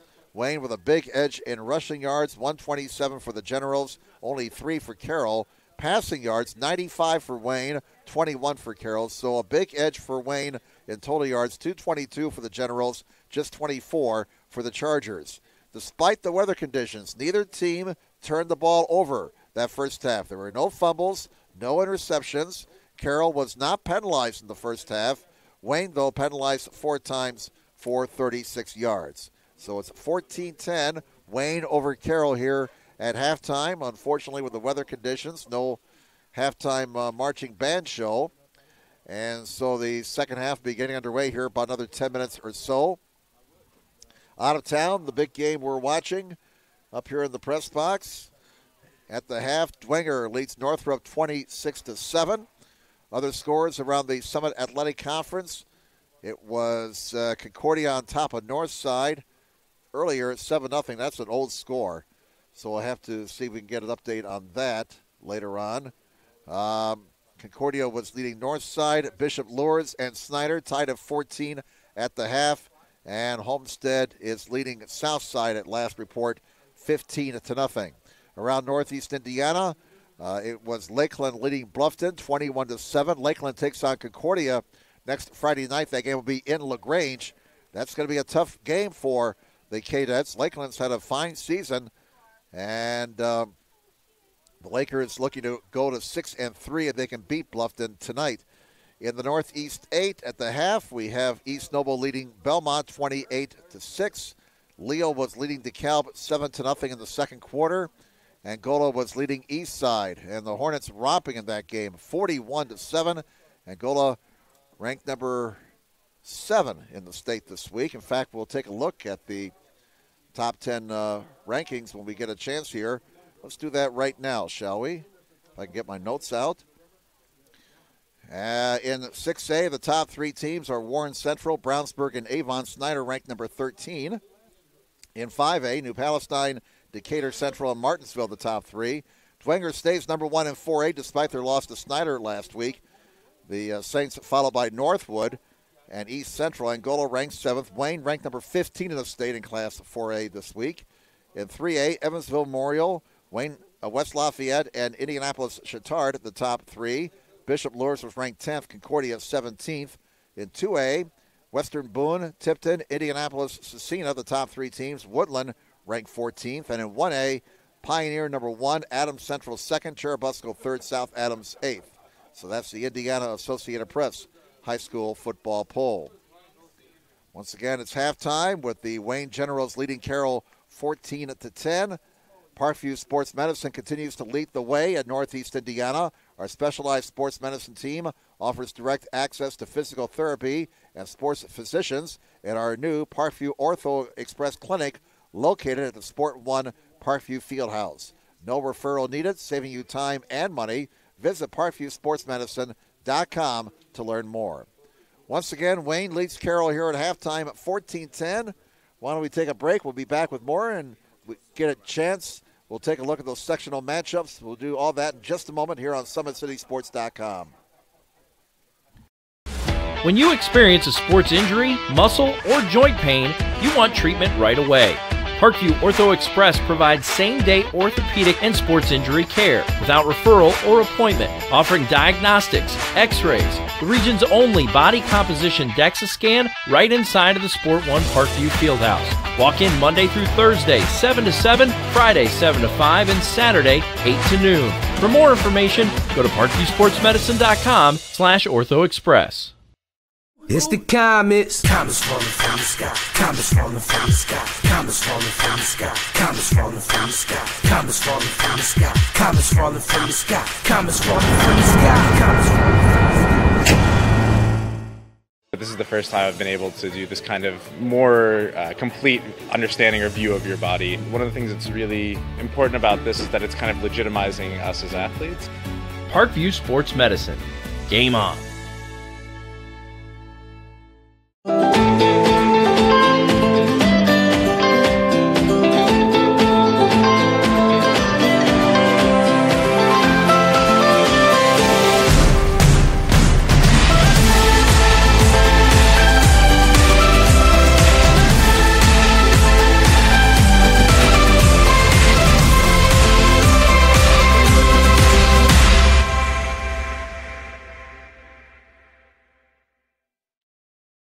The Kelly Automotive Group is simple, transparent, reliable.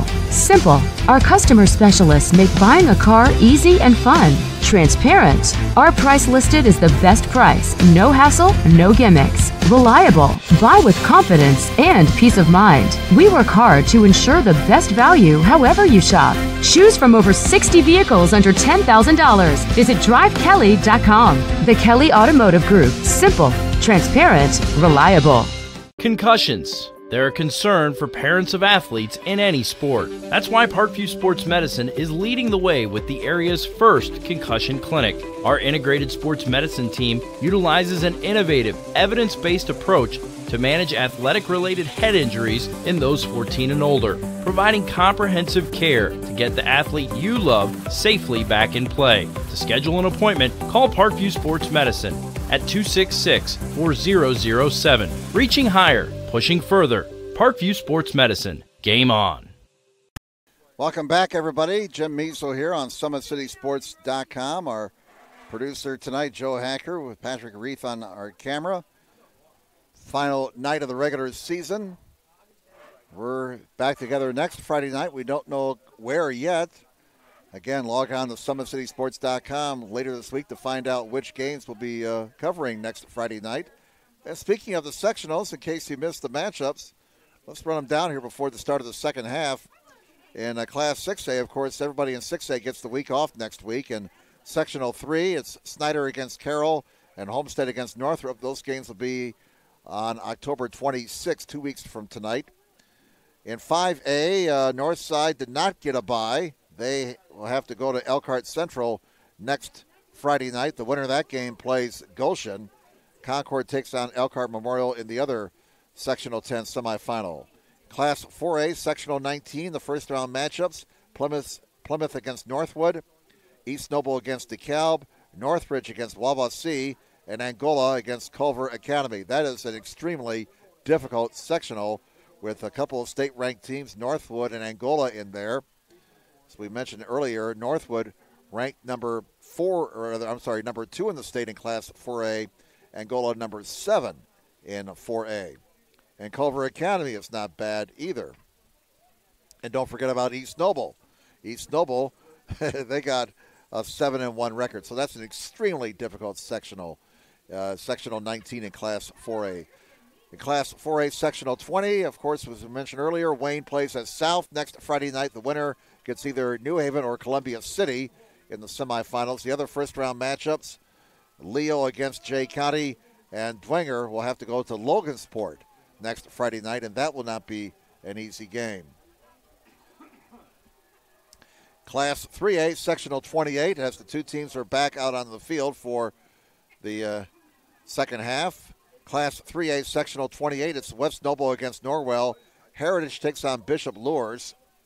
It's Concordia traveling to Lakeland next Friday night.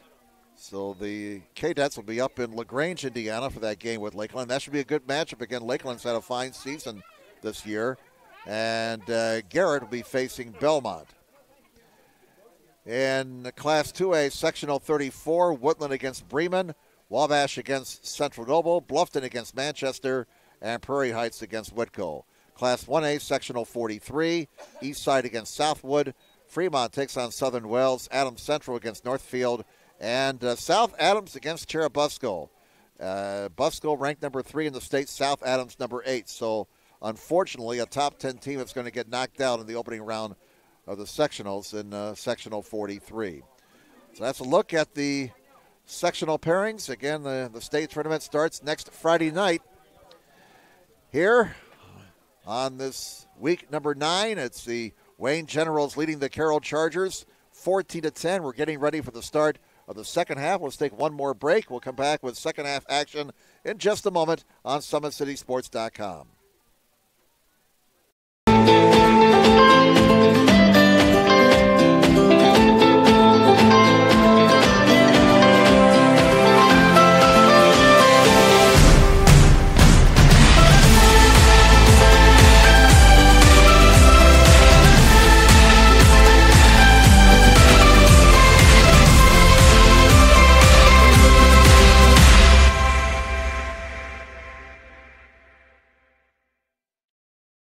Both runners are running, play coming home. From the crucial plays to the highlight of the game to the victory celebration, we are there. Summit City Sports isn't just a business, it's a group of companies investing in the youth of Fort Wayne athletics. It's because of Parkview Sports Medicine, because of Kelly Automotive Group, Indiana Wesleyan University, the University of St. Francis, and Big Eye Fish, that we can produce our broadcast viewed by hundreds of thousands in Northeast Indiana. Support Summit City Sports. Become a sponsor. Join our winning team today. Welcome back, everybody, to Wayne Stadium. The Wayne Generals leading the Carroll Chargers 14-10. We're moments away from the start of the second half here. Parkview Sports Medicine is the area's largest integrated sports medicine team, specialized in serving every level of athlete, no matter if they're trying to get better at what they do or recovering from an injury. Our experts coordinate your care in state-of-the-art facilities in our community. To start your journey, visit us at ParkviewSportsMedicine.com. Again, we're getting ready to start the second half. Rain continues to fall. It's been a steady rain since about 4:30 or so this afternoon. It was 41 degrees at game time. Temperatures were expected to drop into the upper 30s by the time we are done. So not only is it wet, but it's cold.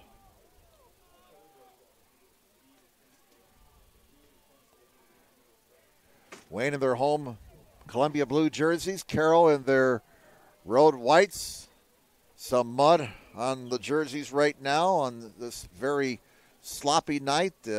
Again, the field very muddy in between the two 25-yard lines in the middle of the field. Towards the outside along the sidelines, and from the 20-yard line in towards the end zones, the traction is not that bad, but obviously it's very slick with the rainy conditions. Well, the big difference in this ball game right now, a couple of big plays for the Generals, a 72-yard touchdown pass from Brandon Young to Craig Young, and a 55-yard touchdown run by Keyshawn Fields, accounting for the Wayne scores. They've got a big edge in the statistics as well. Carroll's got to find a way to get this offense going on this very soggy night. The Chargers will get the ball to start the second half. Wayne kicking off, defending to our right, Carroll defending to our left. Obviously, the crowd has kept the crowd's been kept down because of the weather conditions. But those who are here are a rather hearty bunch. And the second half is underway at Wayne Stadium. Short kick down to about the 20-yard line. And it's Saylor to the 30. Saylor is going to be stopped at about the 33-yard line. So I would imagine the Generals at halftime, when they discussed special teams, talked about keeping Saylor in check. He's had a couple of big kickoff returns tonight, including one that set up the Carroll touchdown late in the first quarter. So the Chargers go on offense, trailing 14-10. Carroll's had a rough go of it since their loss to Northrop. As we mentioned earlier, they just seem to lose their mojo, if you will, after they lost to the Bruins. And it's been a struggle for the Chargers in recent weeks. Wayne coming in here with a record of 6-2.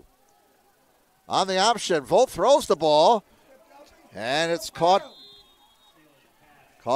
on the near side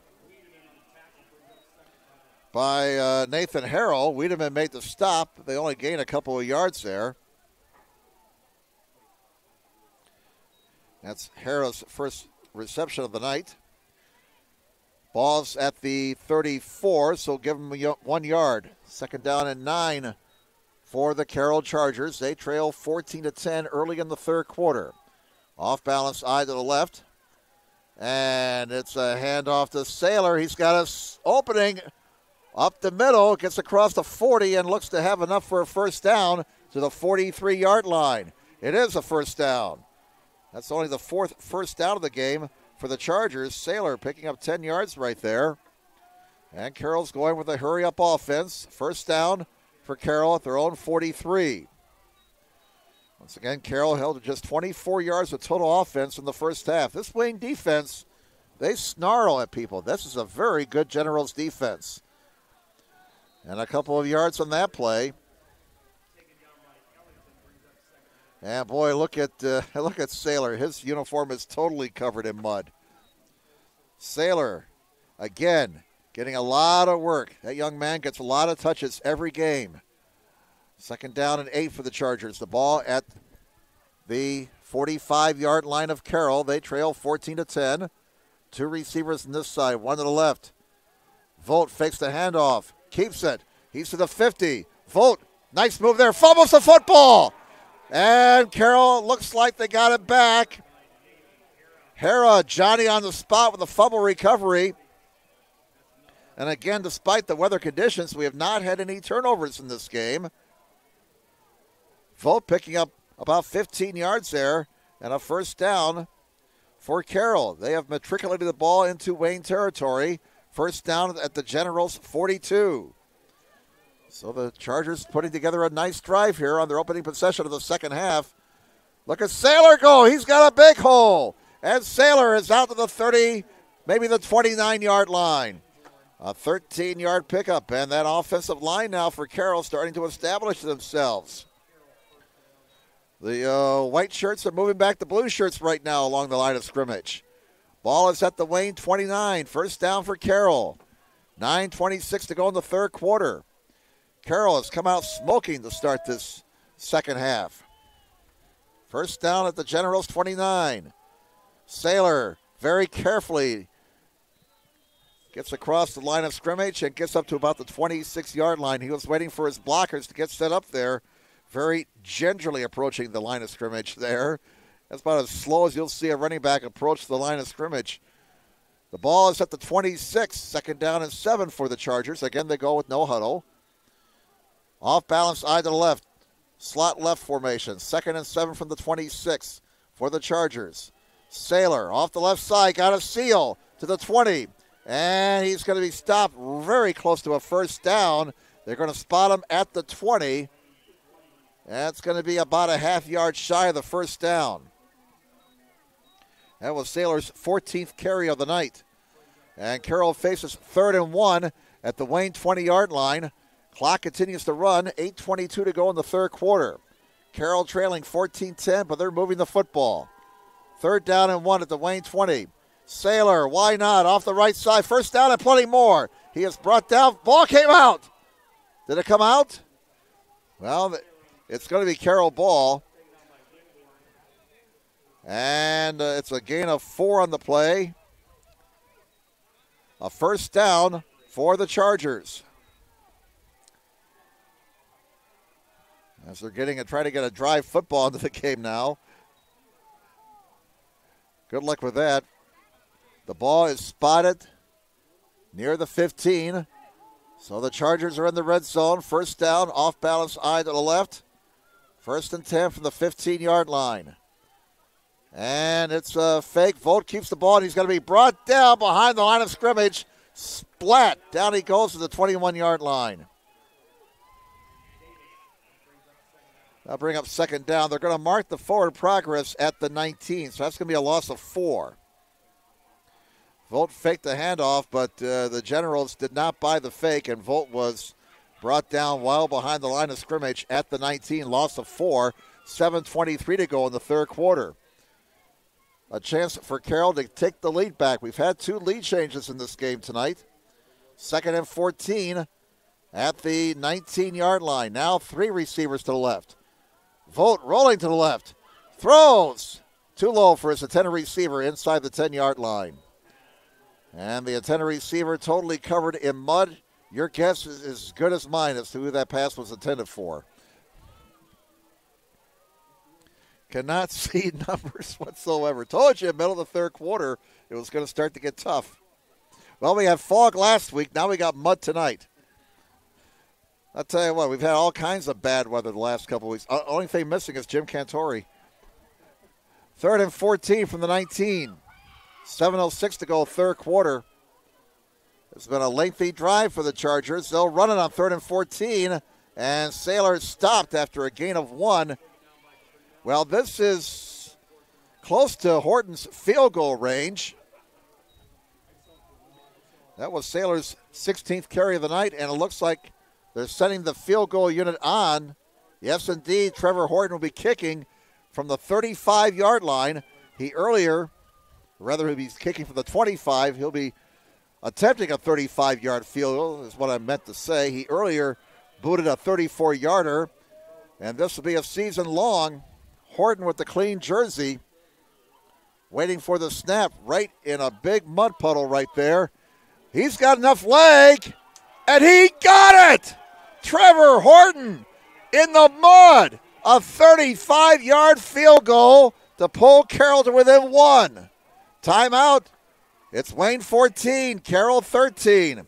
Back with more in a moment on SummitCitySports.com. Parkview Sports Medicine is an integrated sports medicine team. We're treating injuries when and where they happen and working to prevent them before they do.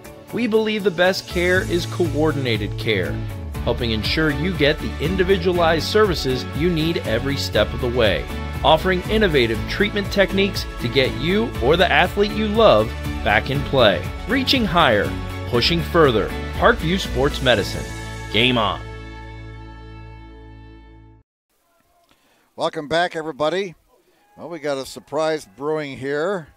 Braden West from 42 yards. The north side extends their lead now over Concordia. It's 10-6, favor the Legends over Concordia. Cherubusco is romping 49-0 over Fairfield. And it is New Haven and Huntington North tied at 14 in the third quarter. Here, a 35-yard field goal by Trevor Horton, his second field goal of the night, pulling Carroll to within 1 point. The kickoff a squiver, which is covered up at the 38-yard line. So good field position here for the Wayne Generals as they get the ball for the first time of the second half. We have 6:18 to go in the third quarter, a very long possession there for the Carroll Chargers to start the second half. The drive stalled out in the red zone. They sent out Trevor Horton, and from the middle of the mud at the 25-yard line, he booted a 35-yard field goal. So Horton with 2 field goals and an extra point tonight. His season-long entering this game was 31 yards. But he has booted field goals of 34 and 35 yards tonight. Wayne leads Carroll 14-13. 6:18 to go third quarter, and whistles before the snap. A whistle before the snap. The umpire stopping play before the snap. And apparently we have a equipment situation here. That's what I'm guessing. Well, whatever the deal was, it's been corrected. So first down for Wayne at their own 38-yard line. They run the play, and they pick up 3 yards at the 41-yard line. Second down and 7 upcoming for the Generals.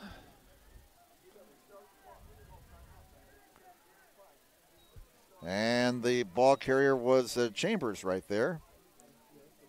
Again, had a really look very closely. A lot of numbers covered by mud here. Second down and 7 for the Generals at their own 42. Brandon Young hands off. And that play's in trouble. And that play's going to use yardage back to the 36-yard line. As we have a new ball carrier in the ball game. That's Kelshaw, Devonair Kelshaw. Drop behind the line of scrimmage. They're going to put him down at the 36 for a loss of 5. So momentum changing again here. The Generals face third down and 12 at their own 36. 5:10 to go here in the third quarter. Wayne holding on to a 1-point lead, 14-13. But Carroll has controlled the action so far in the second half. Out of the I formation, and now a whistle, and Wayne calls a timeout. That leaves him with 2. We'll step aside. 14-13 Wayne. 5 minutes to play, third quarter. Back in a moment on SummitCitySports.com. Kelly Automotive Group is simple, transparent, reliable.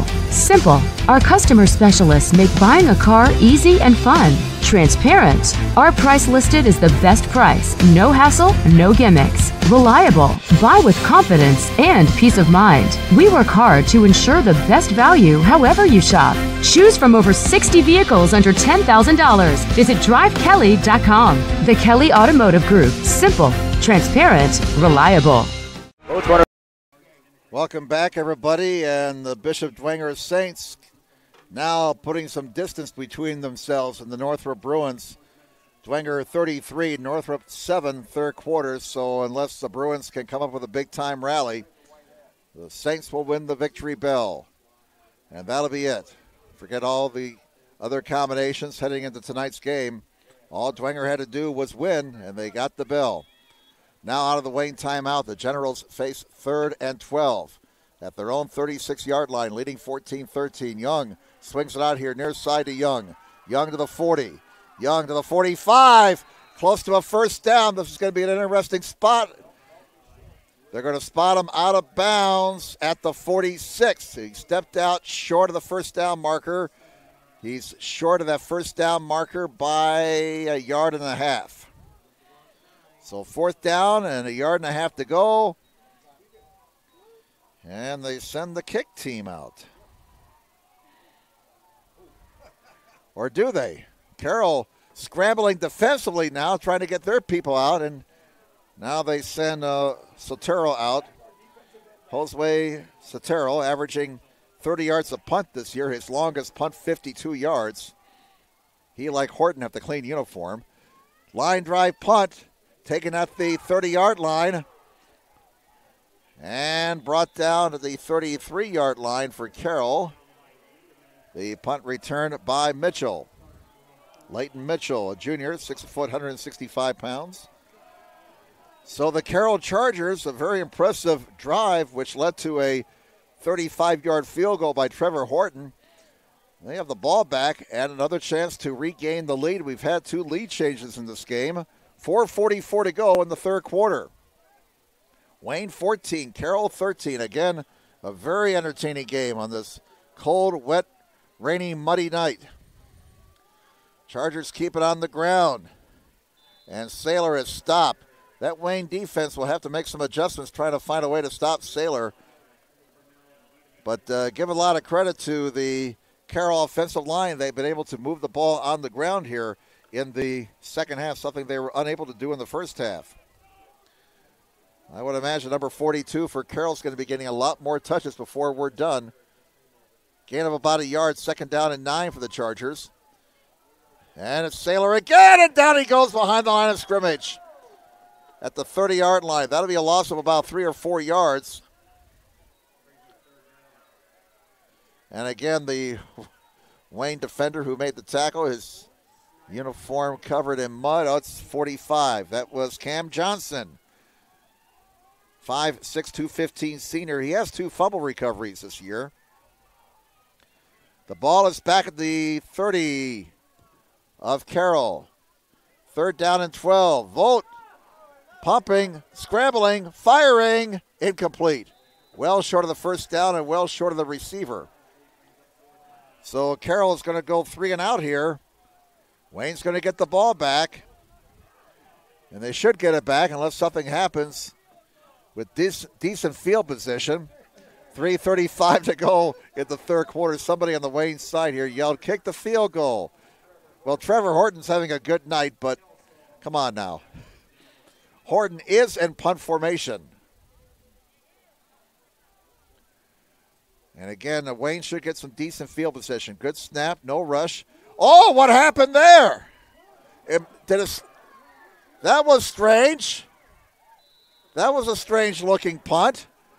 Well, Wayne's going to have a very short field to work with. I don't know if Horton slipped, but, when you get all this rain and all this mud and all this muck and gunk, strange things happen. And there was a strange thing that goes against Carroll.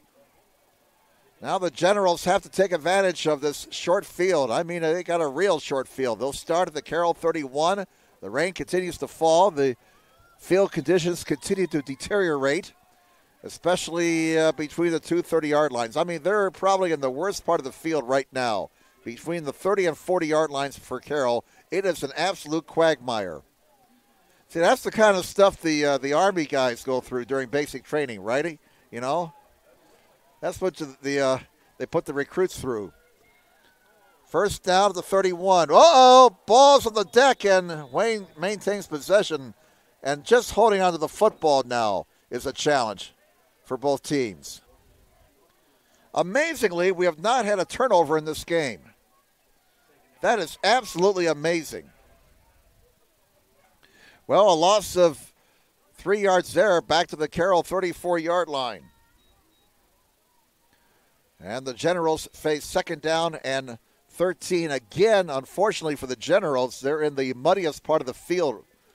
It's extremely difficult to keep your footing and hold on to the football right now. 2nd and 13 at the Carroll 34. Wayne leads Carroll 14-13.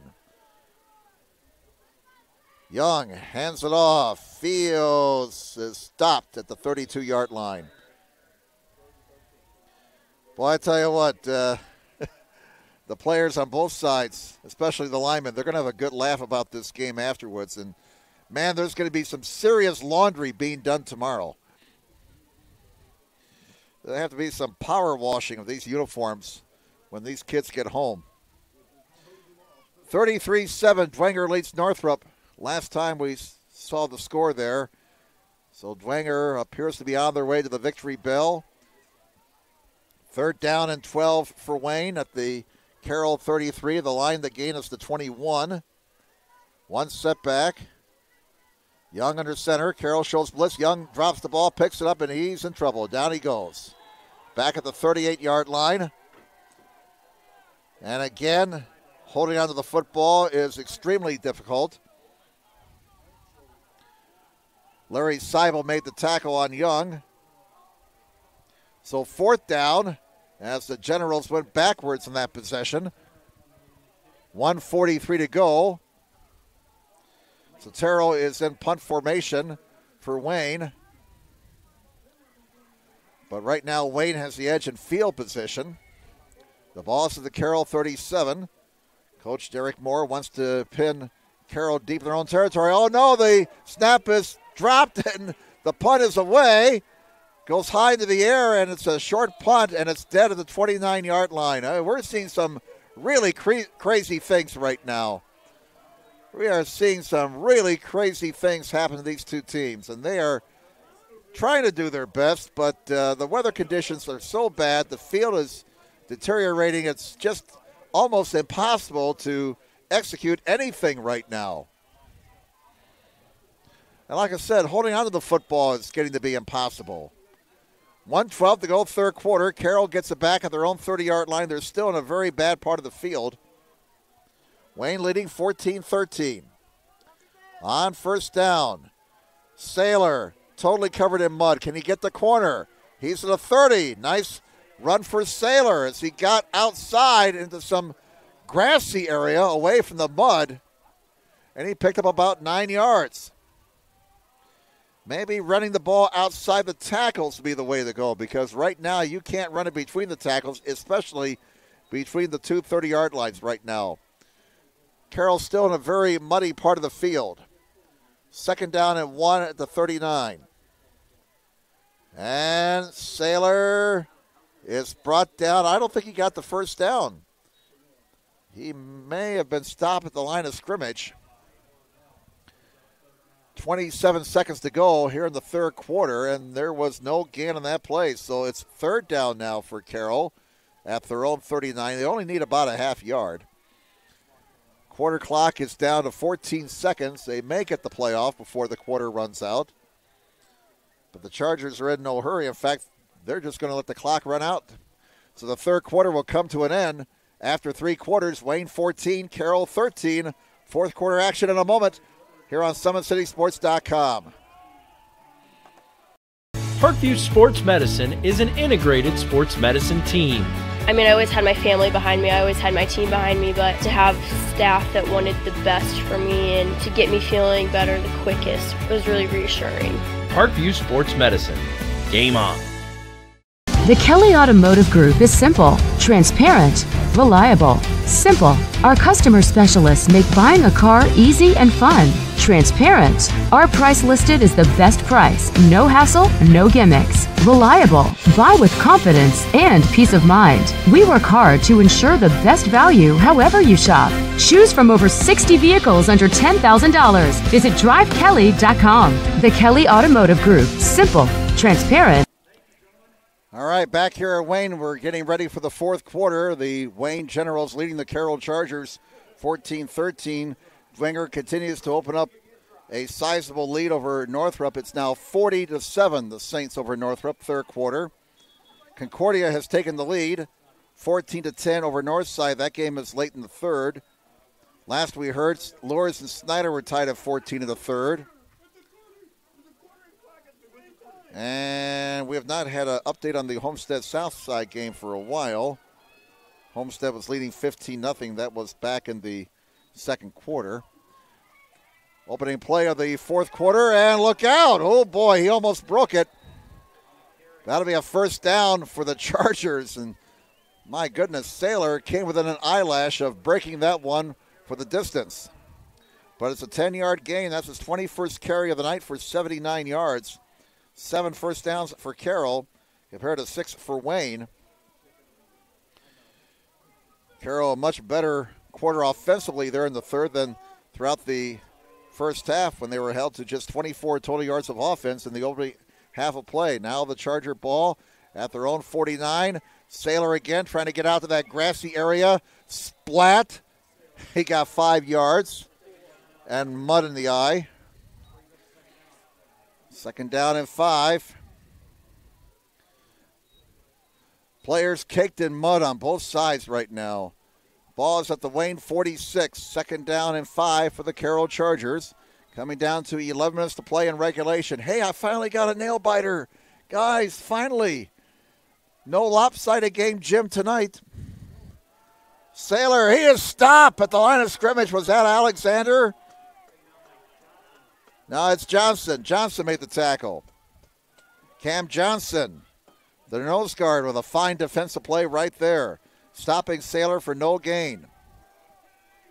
Third down and 5 for Carroll. The ball is at the Wayne 46. We got a real good football game going on right here on a bad weather night. You can hear the Generals' 12th man getting into it. Line the gain is to 41. Third and 5 for Carroll. And Volta play action. Looking and throwing, and it's incomplete. Wobbly pass, incomplete on the far side. And both the receiver and the defender are totally covered in mud, so there's no way I can get numbers. Fourth down and 5. And Horton is on to punt the ball away. So Coach Doug Dinan wants to play field position here. Horton has 2 field goals tonight. 10-16 to go in regulation. It's a 1-point Wayne lead, 14-13. Of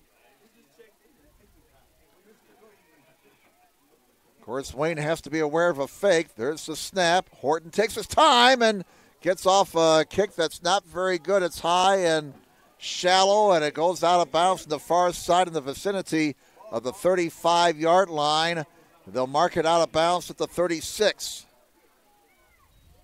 Kicking a football is difficult tonight, especially punting, although Horton has 2 field goals in this weather of 35 and 34 yards.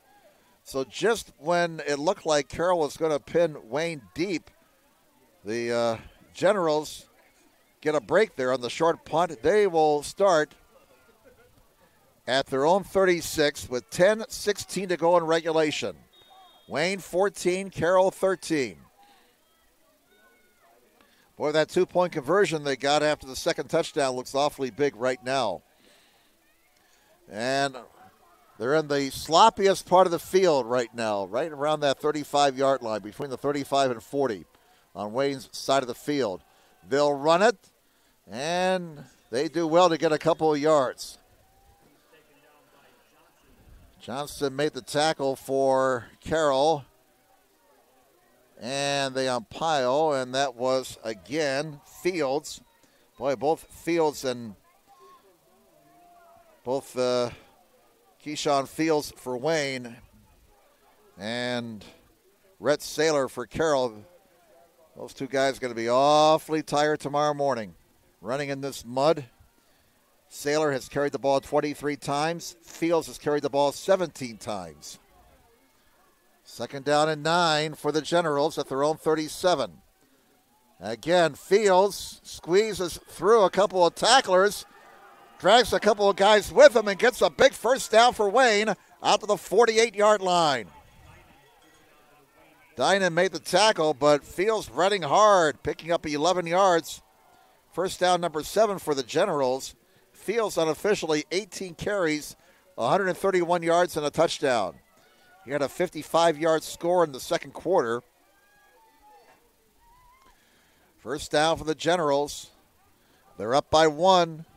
9:08 to go in regulation. Time starting to become a factor.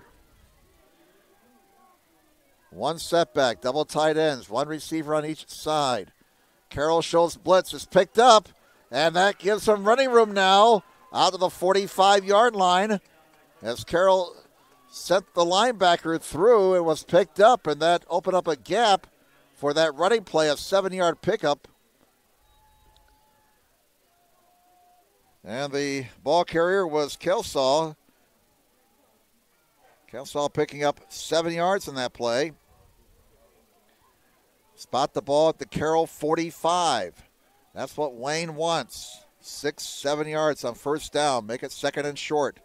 2nd and 3 for the Generals at the Carroll 45. Clock continues to run. We're down to 8:16 remaining in regulation. Wayne 14, Carroll 13. On 2nd and 3, maybe a bobble on the snap from center. Problems. Can Kelsall get the corner? No, he's dropped for a loss. It looked like Young bobbled the snap from center. That threw off the timing, and the Generals lose a yard. Ball be spotted at the Carroll, is it the 46? Looks like the 46-yard line. Yep, 46 is where they put it down, so a loss of 1. 3rd down and 4. The line to gain looks to be just short of the Carroll 42-yard line. 7:35 remaining in regulation. Wayne has 2 timeouts left. Carroll has 3 timeouts remaining. Wayne 14, Carroll 13. 3rd down. Here is a handoff off the right side. Carroll's got it strung out and stopped. And making the tackle for the Chargers was number 28. That was James Hall. And a loss of 2. They send out the kicking team to the Generals. And Derek Moore deciding to play field position here, holding on to a 14-13 lead. Clock is down to 6:45 to go. Quick snap on the punt. Oh, a nice punt by Sotero. Gets off a dandy. And it's going to roll dead inside the 15-yard line, and Carroll will have to start deep in their own territory at the 14. There's the kicking game coming through for Wayne. Josue Sotero needed a good punt, and he got one. So Carroll starts at the Chargers' 14-yard line with 6:33 left in regulation. Wayne 14, Carroll 13. So Carroll down 1 point. They got to start deep in their own territory here on this very muddy field.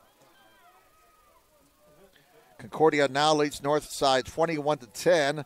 Tyler Grossman gets the reverse on 4th down. He gets the first down and then kept fighting, finds the end zone. Nice gain on 1st down for the Chargers. And I believe that was Saylor again. Over the 20 to the 22-yard line, so he picked up 8 yards there. Makes it 2nd and 2 now for the Chargers at their own 22-yard line. They're going to go to the shotgun formation. Saylor is stuffed at the middle of the line and thrown back. And it was, again, Cam Johnson, the nose guard, making the tackle for Wayne. They lost a couple of yards there. The ball is spotted at the 20. 3rd down and 4 for Carroll. 5:38 left in regulation. Wayne's 12th man trying to get into it. Line the game's to 24. Vogt fakes the handoff, keeps it off the right side. He's got running room. 1st down and then some. Vogt near midfield, out of bounds. But there is a penalty flag down. There is a flag down. Hold on. This will be the first penalty of the second half, by the way. And it comes at a very critical time for Carroll if it's against them, holding on the Chargers. And the Generals say, we'll take that penalty, push them back. So the 1st down is wiped out. That's the first penalty of the night against Carroll, and it comes at a very bad time. 5:24 to go. They'll mark it off in the spot of infraction. The ball be spotted at the 19. So they lost a yard there. That great run by Vogt wiped off on the penalty. So the ball is at the 19 now. 3rd down, we'll call it 5. Line the gain appears to be the 24-yard line, or just over the 24, just shy of the 25. Carroll trails 14-13. Bad snap from center. Vogt's in trouble. Vogt is down. Way back inside the 10 at the 7-yard line. They're going to lose 12 yards.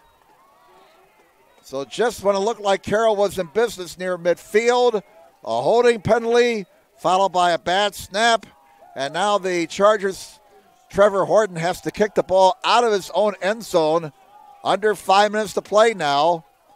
4:55 to be exact. Wayne 14, Carroll 13. Generals have 2 timeouts left. Carroll has all 3 of their timeouts remaining. Wayne flipping the field position over following the punt by Sotero. Low snap from center. Horton gets off a nice punt. Takes a Carroll bounce. Generals get away from it, and it rolls dead at the Carroll 45-yard line. So with 4:32 to go, Wayne takes over. First down at the Carroll 45. It's Wayne 14, Carroll 13. Dwenger 40, Northrop 7. That game in the fourth quarter. So Dwenger will get the victory bell. Congratulations to the Dwenger Saints. They've earned it. And a new season starts next week. Everybody is 0-0 in Indiana. Too bad Jim Morrow's not in charge of the football playoffs, you know. Then we can have him say, playoffs? Playoffs? First down and 10 for Wayne. Ball's at the Carroll 45-yard line. They'll go with an I formation. They'll get a receiver out here to the near side. Receivers on each side. And Wayne will run it. Both teams have pretty much kept the ball on the ground this half. Oh, a big running play on first down. 9 yards for Fields before he was brought down by Hunter Mertz. That's what Wayne needs. Big gains on first down. Makes it 2nd down and 1 at the Carroll 36-yard line. Carroll may have to burn their timeouts on defense here as we're coming down to 4 minutes to play. Wayne 14, Carroll 13. And the Generals will take their time. Play clock is at 17. Down to 13 as they come up to the line of scrimmage. Game clock at 3:50, 3:49, 3:48. It's moving. 2nd down and 1 at the Carroll 36, I formation. Young hands off to his fullback. And they look to have the first down at the 34-yard line. And the ball carried there. Cannot see the number. I'm sorry, folks. First down for Wayne. That's the bottom line. Looked like, was that Purnell carrying the ball? It looked like it. First down for Wayne, their 8th. First down at the Carroll 34-yard line. And the clock continues to move down to 3:23. 12 on the play clock. Generals taking as much time as they can. They're holding on to a slim 1-point lead. 14-13 Generals. I formation. Tailback gets it this time. And look at him go. What running ability right there. 13 yards.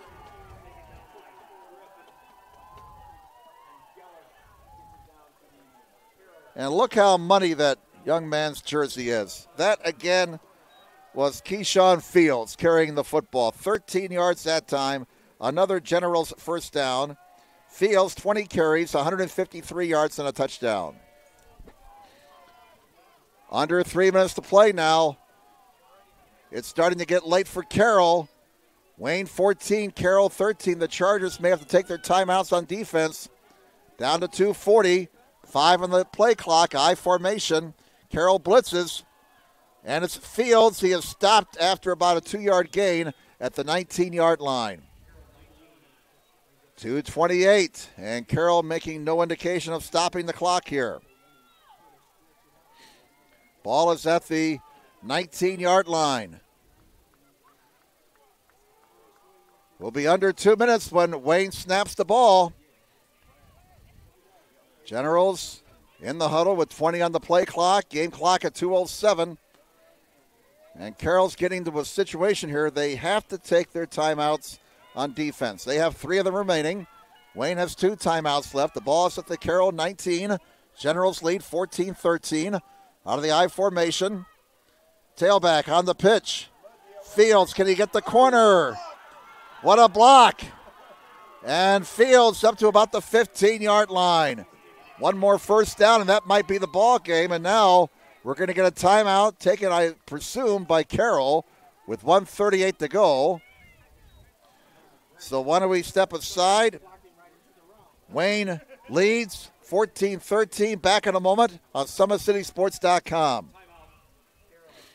Kelly Automotive Group is simple, transparent, reliable. Simple. Our customer specialists make buying a car easy and fun. Transparent. Our price listed is the best price. No hassle, no gimmicks. Reliable. Buy with confidence and peace of mind. We work hard to ensure the best value however you shop. Choose from over 60 vehicles under $10,000. Visit drivekelly.com. The Kelly Automotive Group. Simple, transparent, reliable.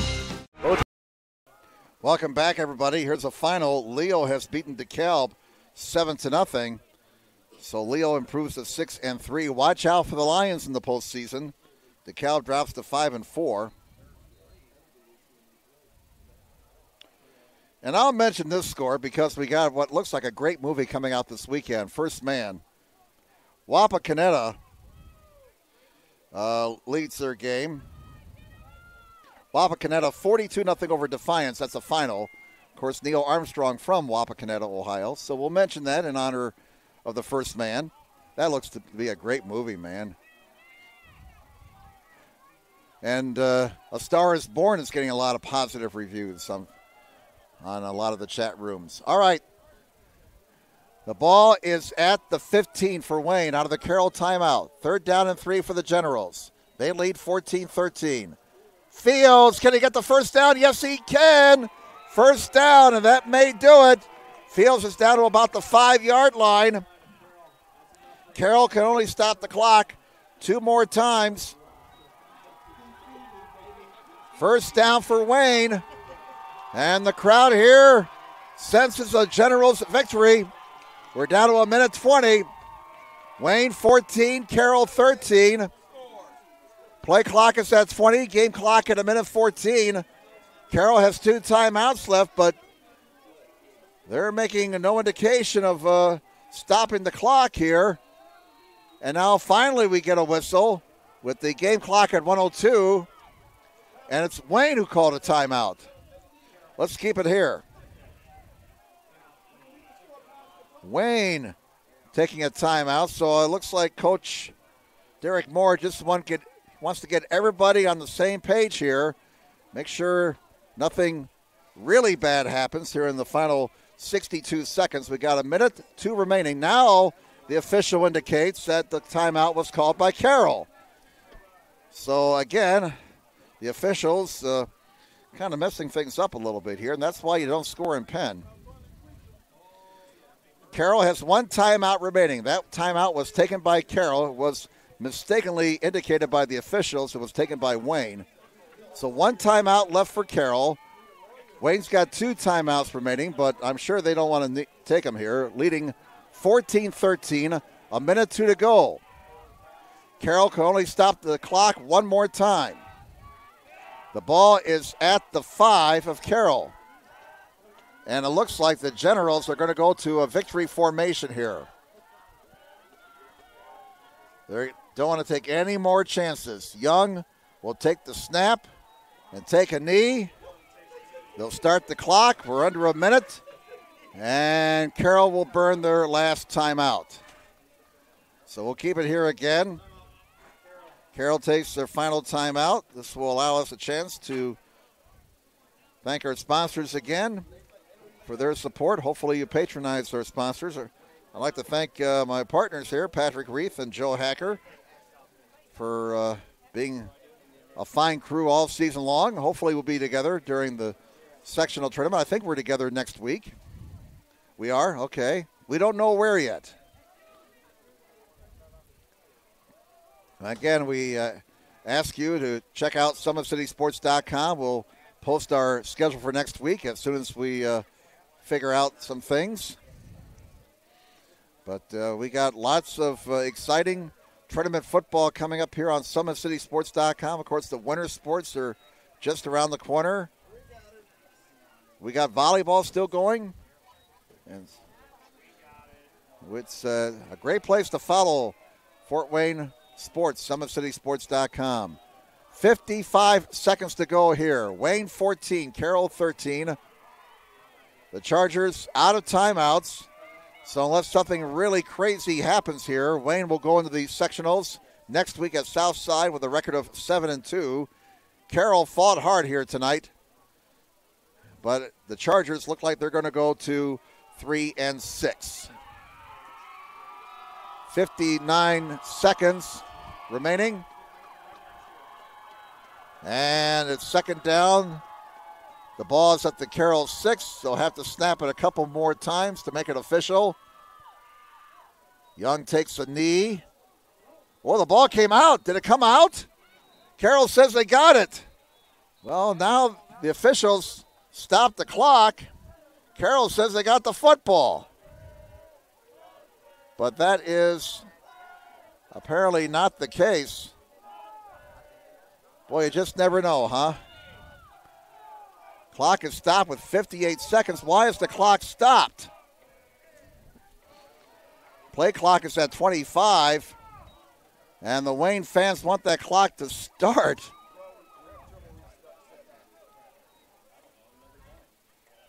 You know, Carroll may get one more snap here, the way things are shaping up. Now the guy in the white hat, did he signal start the clock? He did.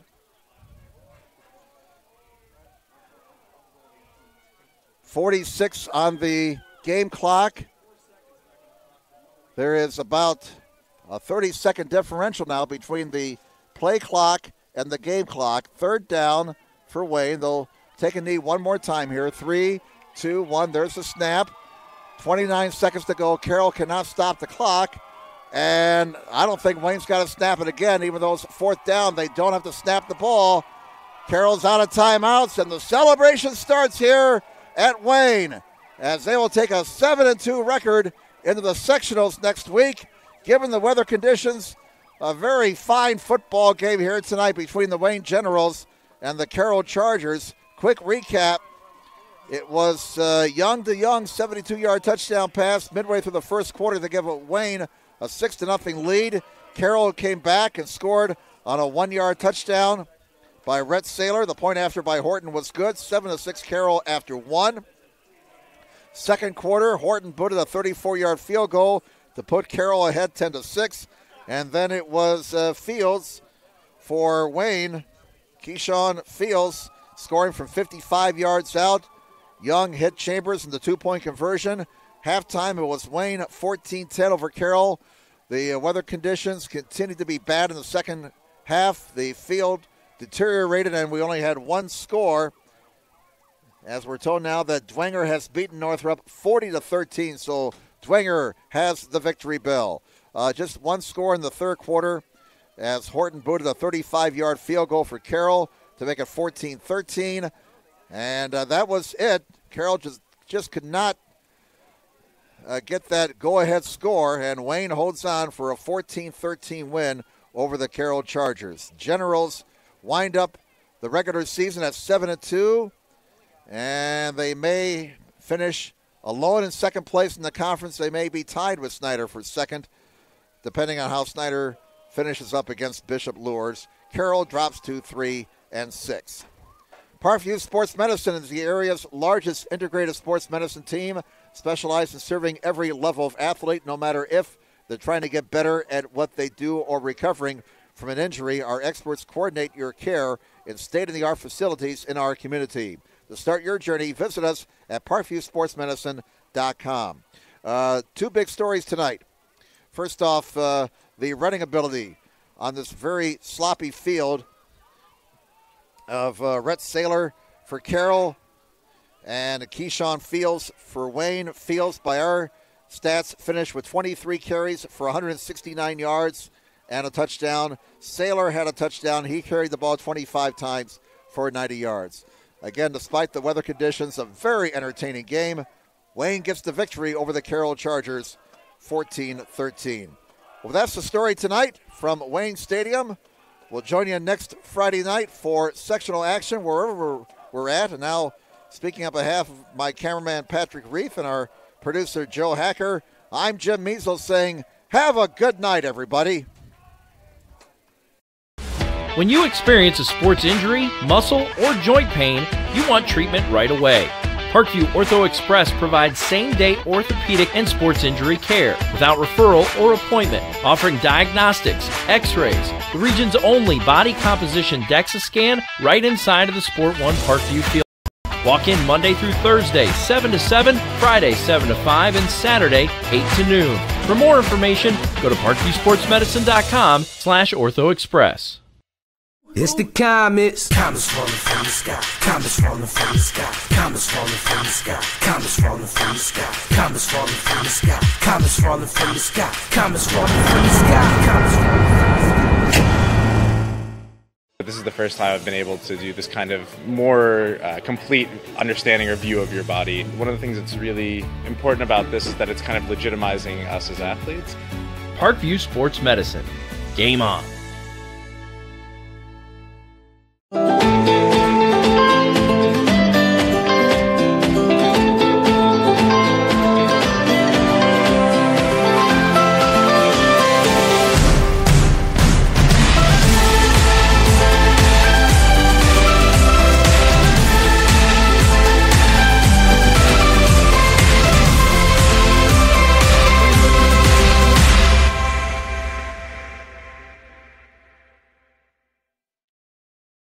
The Kelly Automotive Group is simple, transparent, reliable. Simple. Our customer specialists make buying a car easy and fun. Transparent. Our price listed is the best price. No hassle, no gimmicks. Reliable.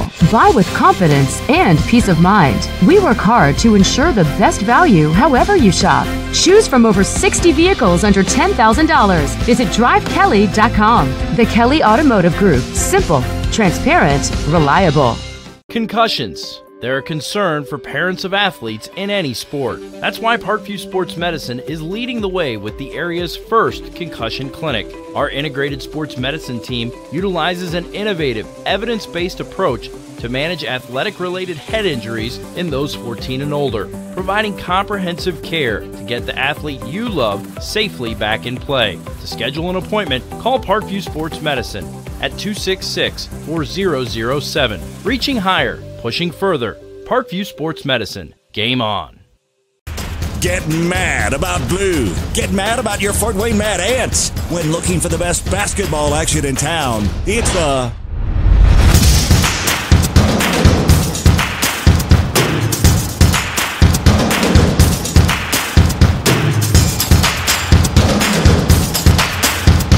Go to FortWayneMadAnts.com for the complete game schedule. See your Fort Wayne Mad Ant in action.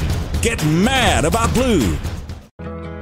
I chose St. Francis because they made a promise that I would have real-world experience that I could take when I graduated, and they delivered on that promise. For me, the classroom only gets you so far, so they're setting you up with an internship. I had a mentor that they set me up with that was a CEO of a DuPont hospital in Fort Wayne. They offer degrees in accounting, business administration, risk management and insurance, marketing, and finance. You know, they just did a great job of the full circle of not only the education but also the experience. Parkview Sports Medicine, especially since I've been a pro, has been a place where my game has really been able to develop in multiple facets. Injury prevention, maintenance, physical therapy, weightlifting, agility work, all the things that I need to do in order to have an NBA body. This is the place for me to go when I come back home and I need to get a workout in. Always welcome me back with open arms. Parkview Sports Medicine. Game on. Both runners are running, play coming home. From the crucial plays to the highlight of the game to the victory celebration, we are there. Summit City Sports isn't just a business, it's a group of companies investing in the youth of Fort Wayne athletics. It's because of Parkview Sports Medicine, because of Kelly Automotive Group, Indiana Wesleyan University, the University of St. Francis, and Big Eye Fish, that we can produce our broadcast viewed by hundreds of thousands in Northeast Indiana. Support Summit City Sports. Become a sponsor. Join our winning team today.